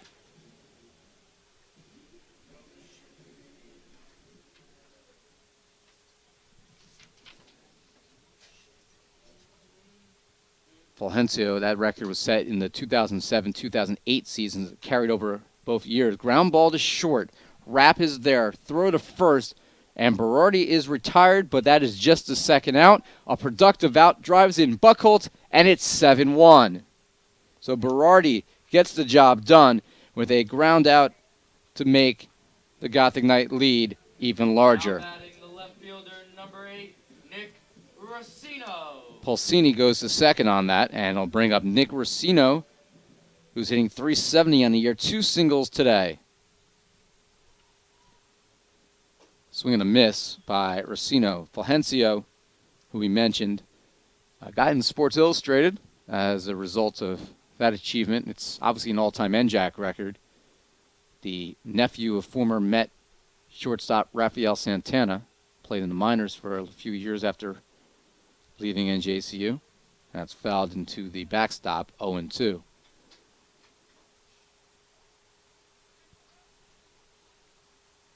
So Buckholt's about halfway to that record with 29 games, which by itself is a great achievement. The 0-2. And that's hit up the middle. Diving is the second baseman, Arroyo, but he can't get there. Coming around and scoring is going to be Racino. Now we have a rundown play here.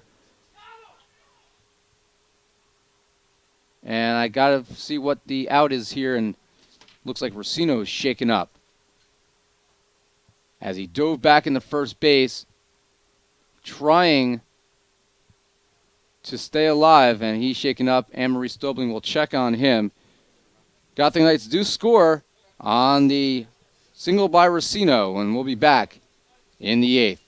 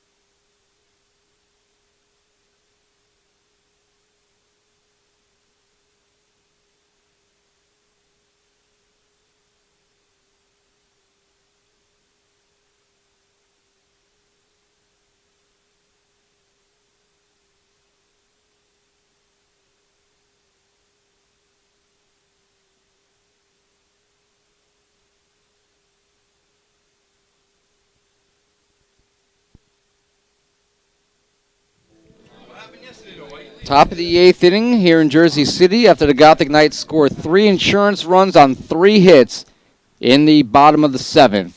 The final play was officially a 9-4-5. Racino looks like he's okay, but he will be replaced in left field by Chris Stevenson. Stevenson, the sophomore out of Belmar, New Jersey, in Red Bank Regional High School. And for the Gothic Knights, it'll be Anthony Carey back on the mound, and he'll face the designated hitter Condon. Condon looks at strike 1. The designated hitter is 0 for 3 today, 2 flyouts. And that's lined over the head of a leaping Dan Berardi, off of the lip of his glove there. As he came down, he actually landed both legs on the ground as he was not able to land on his feet. He went all the way up and just couldn't elevate high enough. So base hit, just the 4th of the game.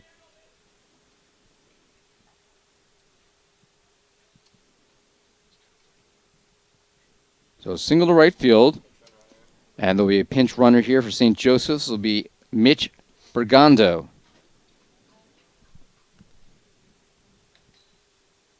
Now batting the first baseman, number 25, Nicholas Loprinzi. So the Gothic Knights leading 8-1. And Anthony Carey. That's a ground ball foul up the third base line. Loprinzi is the batter, the first baseman who made the tag on the 9-4-5 throw out of Racino after he took a wide turn. He's 0 for 2 today with a walk, reached twice on an error. Throw back to first, and in safely is the pinch runner, Bergando.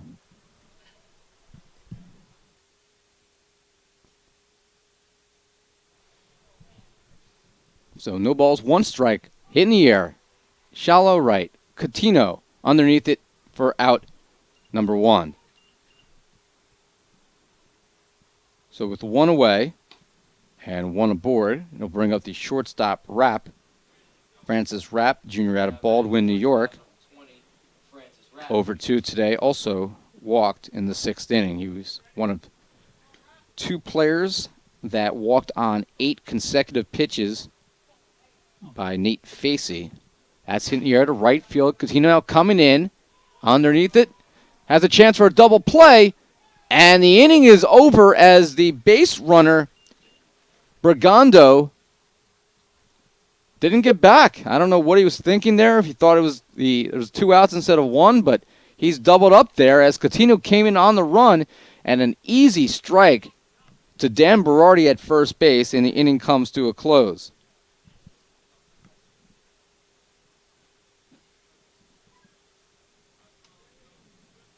So officially, that is a 9-3 double play, and Bergando is out on the play. 8th inning for St. Joe's, no runs, 1 hit, nobody left on, and the Gothic Knights leading 8-1, heading to the bottom of the 8th.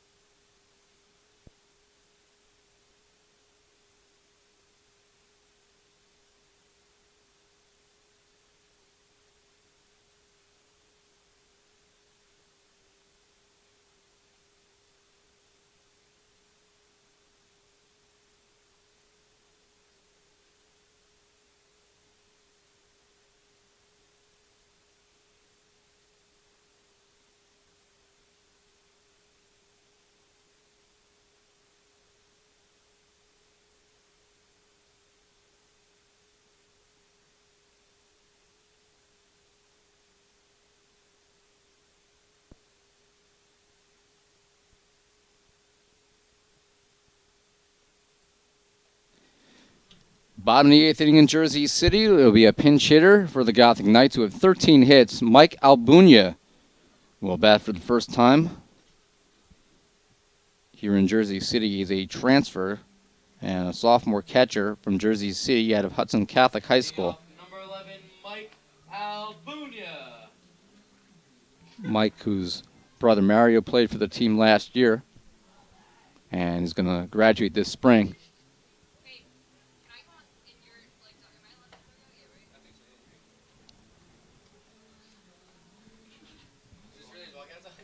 New pitcher will be Anthony Amatuzzi. He's a junior right-hander, 6'1", out of Staten Island, New York, Xavier High School graduate.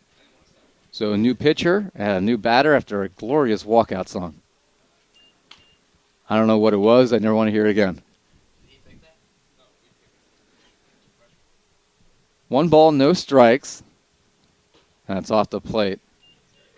They call it a strike on the outside corner to the left-handed hitting Albunia. So 1-1. Amatuzzi is the new pitcher, as we said, the 4th one used. That's a swing and a miss. Albunia spins through that one. The line on the year for Amatuzzi, this is his 3rd appearance. He's got a 6.75 ERA with no decisions. That's high, and it's 2-2. 4 innings, he's allowed 3 runs. Both earned 6 hits. He's walked 5 and struck out 1. 2-2. The pitch to Albunia. Fouled off.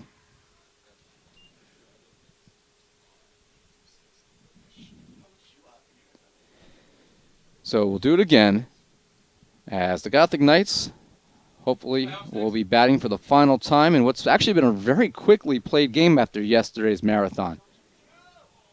That is low, and it's 3-2. Yesterday's game, the 10th inning, ended literally at sunset at about 7:15 p.m. This game is right now 2 hours and 2 minutes old. The 3-2 pitch, and that's hit off the end of the bat, foul down the third base line and out of play.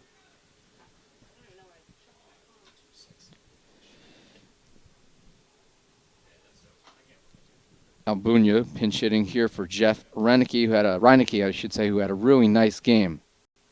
Popped in the air. Shallow infield. Coming in is the third baseman, Lubeck, and he makes the catch.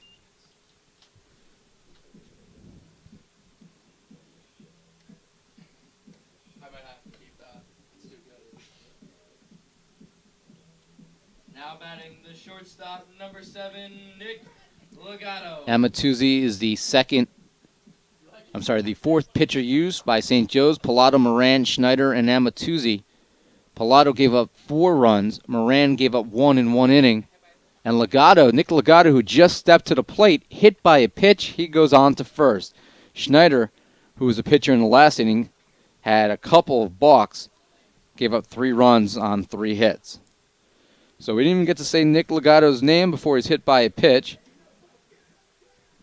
Now batting And with center 1 out, fielder, number he'll 1, bring up Dimitri Ruger.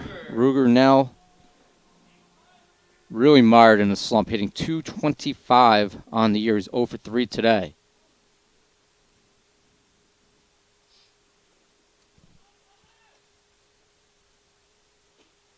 That's a called strike.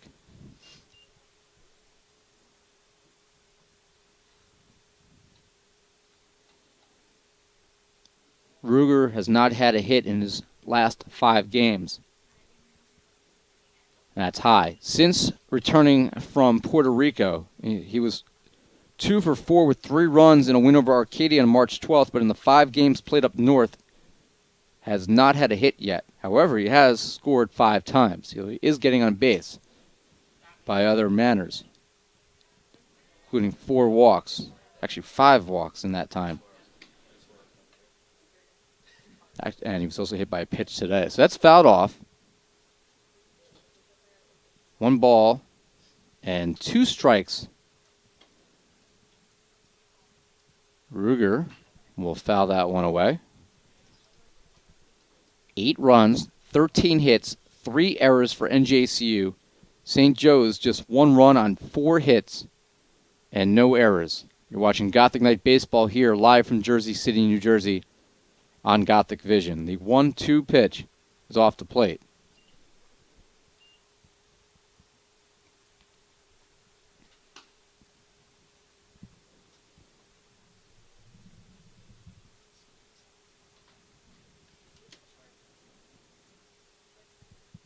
That's high as well, and the count is full.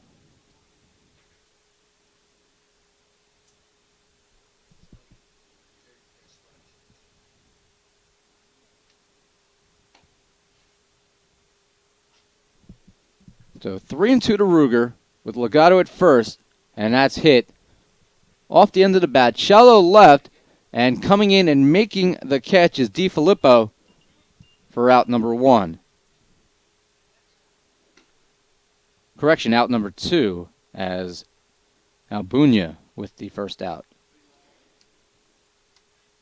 Now batting the designated hitter, number 24, Andrew. So Andrew Nish now will step to the plate. He's 3 for 4 today, 2 singles, 2 RBIs, and a solo home run. His average .412 on the year. And first pitch is a called strike.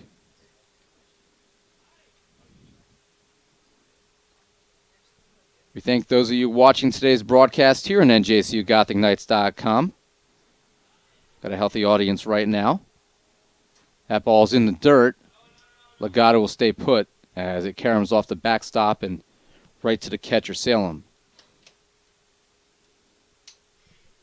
So it'll be 1-1 to Nish.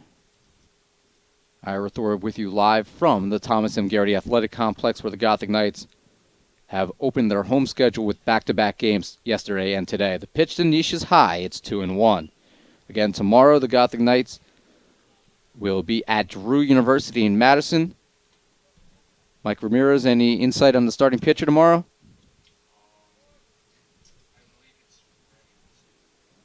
He said potentially Ray Ligori, who was the NJAC Rookie Pitcher of the Week. And that would be a nice story if Ligori can get another solid performance after manhandling defending Skyline Conference champion Old Westbury last week. 3-1 pitch, popped in the air, middle of the infield, Rapp, the shortstop, comes over, can't make the catch, it's going to fall in. Looked like that one was blown as he could not make that catch.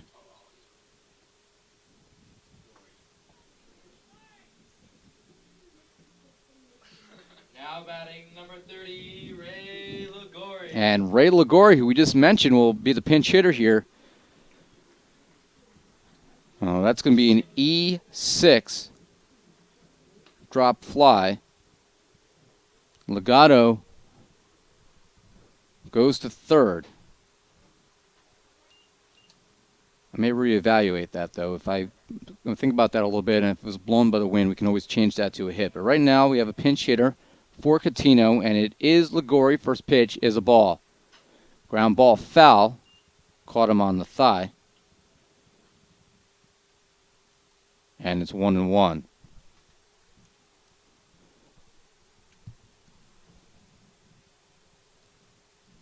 That was the first error, at least for now, for St. Joe's. I got to, again, take a look at that play one more time. 2-1.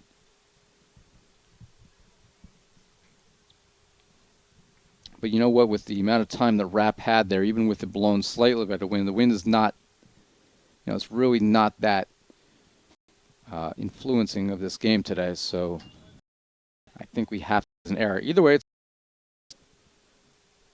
Gory, one of 3 additions from Toms River South High School, all who can pitch and play the field. Ligori swings and misses at that one.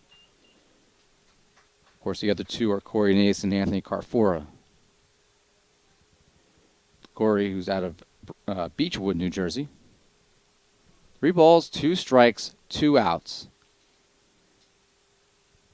And he hits in the air to left field, going back and settling underneath it as he retreats and making the catch was DiFilippo to end the inning. He had to go a long way and totally contort his body to be able to make that catch, and he was able to do so about 20 feet, 30 feet maybe from the fence.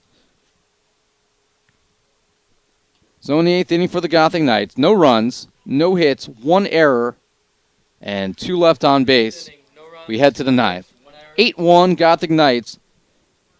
And there'll be some changes as Anthony Carey will come out and try to complete what would be a 4-inning save.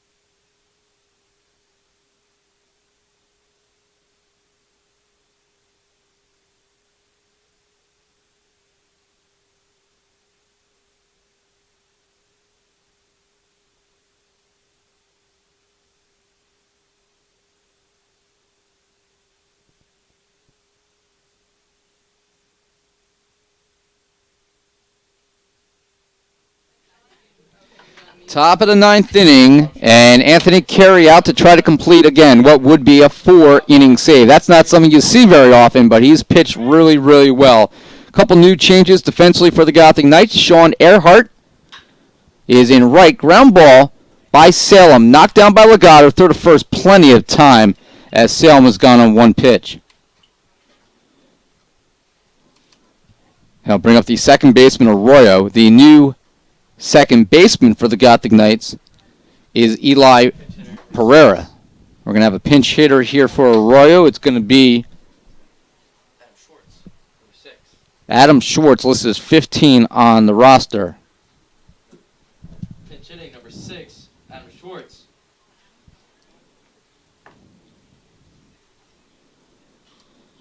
So Schwartz will pinch hit. Anthony Carey taking a look at his line today, and it's been really good.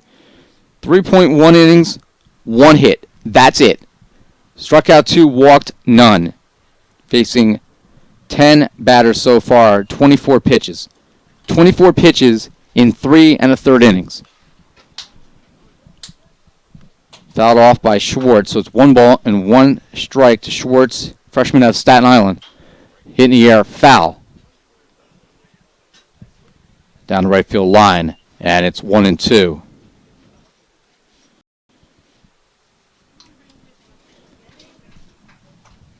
Gothic Knights looking for win number 8 out of 12 games. Ground ball. Pereira slides. Can't knock it down, and that will be hit number 2. So I kind of jinxed him there. 1 out, single up the middle. Carey had a chance at that. but wasn't able to backhand it as he tried to reach down going off the back of the mound. So that will bring up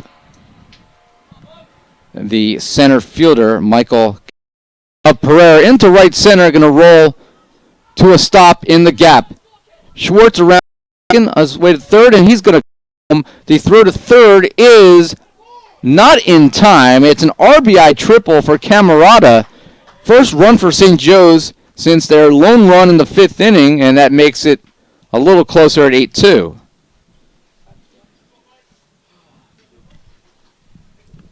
Now batting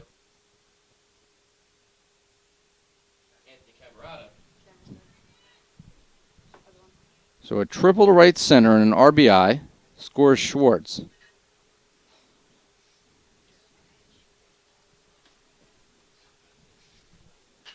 And that's hitting the air to left field. Going back and unable to make the catch as he dives in left field was Stevenson. Scoring is Camerata, and it's now 8-3.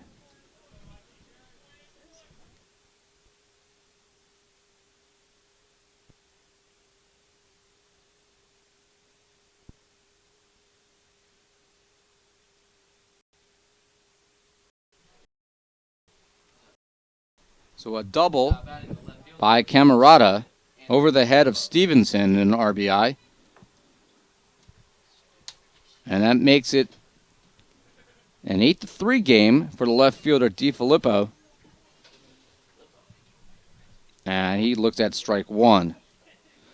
So Carey, who had allowed just one hit in his first 3 1/3 innings, has given up back-to-back extra base hits. And this is a ground ball over to Legato. Legato boots it. He had so much time. And the Gothic Knights have given the Bears a little life here. So an E6 fielding error. Camerata goes to third. Still one away. And it'll bring up the third baseman, Lubeck.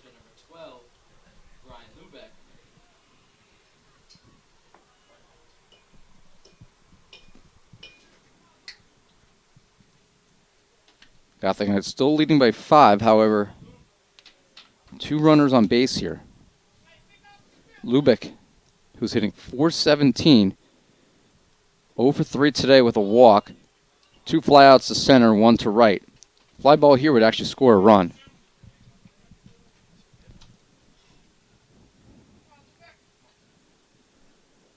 Ground ball to short. This could end it.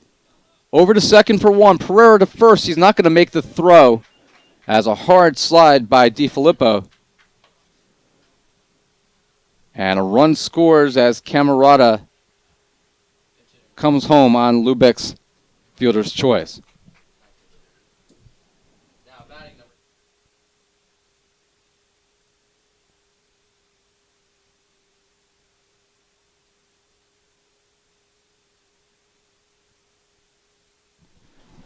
Ground ball over to Pereira.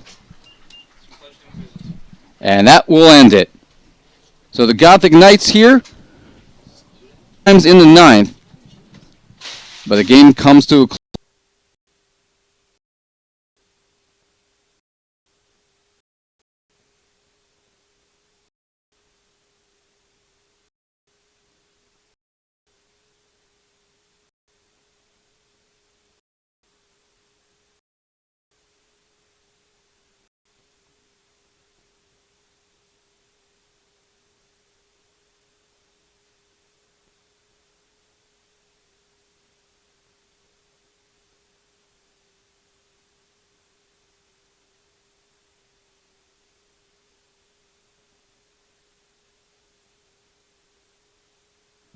So recapping the 9th inning for St. Joe's, as we had a little editing to do with the stats, but 3 runs, 3 hits, 1 error, and 1 left on, and the Gothic Knights victorious today by a score of 8-4.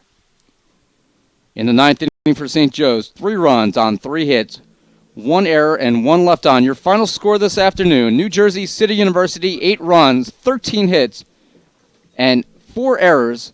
St. Joe's 4 runs, 7 hits, and 1 error. With the win, the Gothic Knights improved to 8-4 on the year and they'll be back in action tomorrow at 3:30 p.m. when they take on Drew University in a non-conference game in Madison, New Jersey. The next home game for the Gothic Knights will be 1 week from today on Wednesday, March 30th, when the Gothic Knights take on Maritime College right here at the Thomas M. Garrity Athletic Complex. Thanks for coming today, and we'll see you next week. Have a great Easter weekend.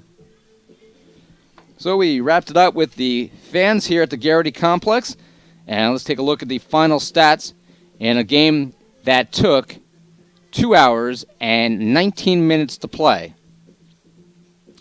As NJCU scored 3 times in the second, 3 times in the seventh, with single runs in the 5th and 6th innings. Andrew Nish was 3 for 5, 2 RBIs, his second home run in as many days, and 1 run scored. Nick Racino was 3 for 4 today with an RBI before he left with an injury. C.J. Polsini was 2 for 4 with a run and an RBI. Meanwhile, Taylor Bourne was 2 for 2 with a run, a double, and an RBI. Jeff Reinecke had a double, an RBI, and a run scored. And Joe Coutinho also with a hit for the Gothic Knights, playing good defense in right field. Dan Berardi, the first baseman, with 2 runs scored. Taking a look at the pitching line for the Gothic Knights, as Kyle Kafer gets the win today. 5 innings, his second win of the year, 1 run allowed, 3 hits, struck out 3, walked 1 over 73 pitches. Anthony Carey, he does get the save. He was effective for the first 3 and a third, ran into a little bit of trouble, but he officially gives up 2 earned runs, 3 runs total, 4 hits. He struck out 2, walked none over 38 pitches, the third of the Gothic Knight pitchers used. For St. Joe's, they had 7 hits. All came from the 5th inning on.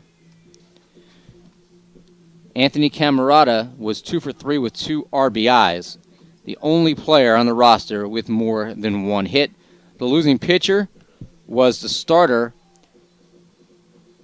and with that loss, Thomas Pilato takes the loss, gave up 4 runs, 8 hits, struck out 2, walked 1. For Pilato, he loses for the first time this year, before Moran, Schneider, and Amatuzzi were the final 3 pitchers throwing 1 inning each. So that's your final score once again here in Jersey City, where the Gothic Knights, victorious today by a score of 8, who fall to 5 and 6. NJCU for that game. Our next broadcast of Gothic Knight baseball will be next Wednesday on the air at 4 o'clock, when NJCU softball is home. Their home opener, a doubleheader, originally started for slated for 3 p.m., but has been backed up 1 hour to accommodate the Lightning travel plans. Your final score once again here in Jersey City, as the Gothic Knights win today to improve to 8 and 4. They win 8-4. For everyone at NJCU Athletics, I'm Ira Thor. Thanks for watching today's broadcast of Gothic Knight baseball on Gothic Vision. We'll talk to you next time.